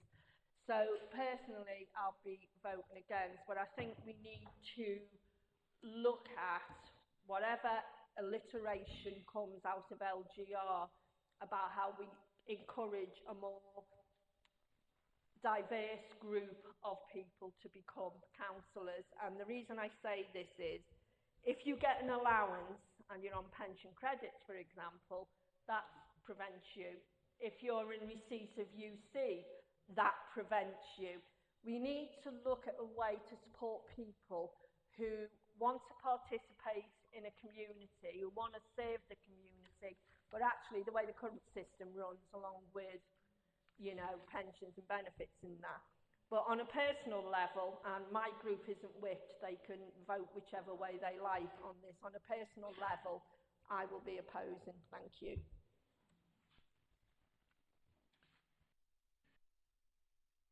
Mr. Clark. Thank you, Mr. Mayor. It won't be of any surprise to people who have seen me stand up on this item previously. I do think that this chamber should reflect Maidstone Borough. When it's a town council, I hope it will reflect Maidstone town unparished area. But at the end of the day, there are many people that would struggle to become a councillor, and I think that quite often we hear people say, you know, it should be an honour. There should be no we should be paid no allowance. But I think that we do have to look out there and look in here and look to see what's the difference, where's the gap, how do we close that gap? Very much following on from Councillor Cleater's point there, we don't want this to be a chamber for retired wealthy people when out there it's a little different. So I just think that if the independent remuneration panel has had a look at this, they've come up with a recommendation, why wouldn't we accept that? Councillor Harwood. Councillor Harwood, you want to stick up your hand? But I can speak, and I would just like to reiterate the point around this chamber needs to be representative of the communities it represents, and it cannot be made up of people of means who are potentially retired. I mean, in answer to my colleague over here, I was a young councillor once on here, kind of 40. Yeah. 40 odd years ago. And I think what it's worth saying is then, the allowance system was far, far more generous than it is today. So it's really interesting looking at the 1980s compared to now. But I will leave it at that. But I do think in terms of some of the special responsibility allowances, I think the extra emphasis in the Independent Remuneration Panel's report on the Planning Committee chair, I thought was spot on. And I also think, having been a cabinet member with several years in between, I do not believe I could do the current role I'm doing now with a full-time job in the way that the last time I was a cabinet member I did. I mean, it is pretty full on now. So I think, that there are reasons. I understand, concerns about some of the special responsibility allowance, but it's just pure time, I think, is the issue. And you cannot work and give the attention that the very challenging portfolios demand for nothing. You still have to pay the bills. Thank you. Councillor Parfitt. Mr. Mayor, I think the point I want to make really picks up on what Councillor Harper said. For me, there's lots of anomalies here. For example, I know when, and I can't speak for Councillor Jeffrey, but I was under the leadership of Councillor Burton, and I know it was a full-time job, and the level of work was enormous, and I think the same for the cabinet member. But I do think that the PAC chair allowances are exceptionally generous, because it really is just chairing a meeting. And what I raised with Councillor Russell today is I see her as our group leader, and she does. Yeah, no, because I haven't finished my sentence. my sentence was going to be, I see her as our group leader working so hard on that compared to the role of chairing a committee, yet the special responsibility allowance for being a group leader is a lot less than just chairing a meeting every month. I think the point Councillor Harper makes about the mayor, I don't know how a mayor would do that for the amount of money. So I think it's, for me, the whole thing is very jumbled. But I also think we have different people, different circumstances, and it's quite unfair for somebody who is in the position that they can say, well, I don't need the money, so I can vote against it. Whereas there might be people in this chamber who, are struggling to make ends meet. And I say that as somebody, I've had to live off fresh air in times of my adult life, and I've had times when, things have been very good. So I know we're all at different stages at different times. So I've always said I will never vote for a pay rise for myself. I've always stayed true to that.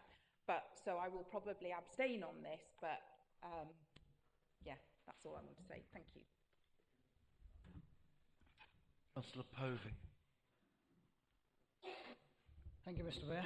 I've not been a councillor very long, but I certainly didn't become a councillor for the remuneration that I was going to get. And in fact, when I decided to stand, I didn't even know what it was. I certainly didn't know the hours that I was going to be putting in. It is quite a task, and I don't think any councillor does their job for the remuneration. There's certainly a lot better ways that I can find to make a living. However, I don't want to say I'm privileged, but I'm quite comfortable in life, and I can afford to do what I do without needing the remuneration. But I think Councillor Harwood makes a very good point that there are a lot of good people out there working very hard for a living, struggling to get ends meet, would like to be a councillor, can't do any overtime or something because they're working a full-time job. And I wouldn't like to preclude them by not increasing the allowances. I've given this considerable thought, and I'm not trying to set a precedence or expect any other councillors to do likewise, but personally I will be setting up a gift aid and giving my allowance to the hospice where Councillor Ned Shiva and myself visited the other day, and we're very keen to help them raise funds for their impending move. Thank you. Thank you. Councillor Perry. Thank you, Mr. Mayor. Well, I'm speaking as probably the oldest person in this room, Retired, yes. Wealthy, I'm not so sure. But well, I've done my stint as mayor. I know how you feel, and I do sympathise with what's been said about the mayor's allowance. It does seem a bit low, but I'm not going to comment on the general proposal because I think councillors should be properly paid, and I do think we need to encourage diversity. I mean, Councillor Harwood's point was very well made, and Councillor Cleater as well. The only point I will make is I just think the timing of this is not very good. Now, I know putting things back, it can cause problems as well, but I really struggle to approve this, not because I'm really against it, I'm not, but I just think the timing of us giving ourselves a pay rise is not the best, and for that reason I shall be probably voting against. Thank you. Councillor Dawes, and then after that, Councillor Couch. Thank you, Mr. Mayor. I'd just like to put in perspective this pay rise, because to be quite honest, I always struggle to spend public money.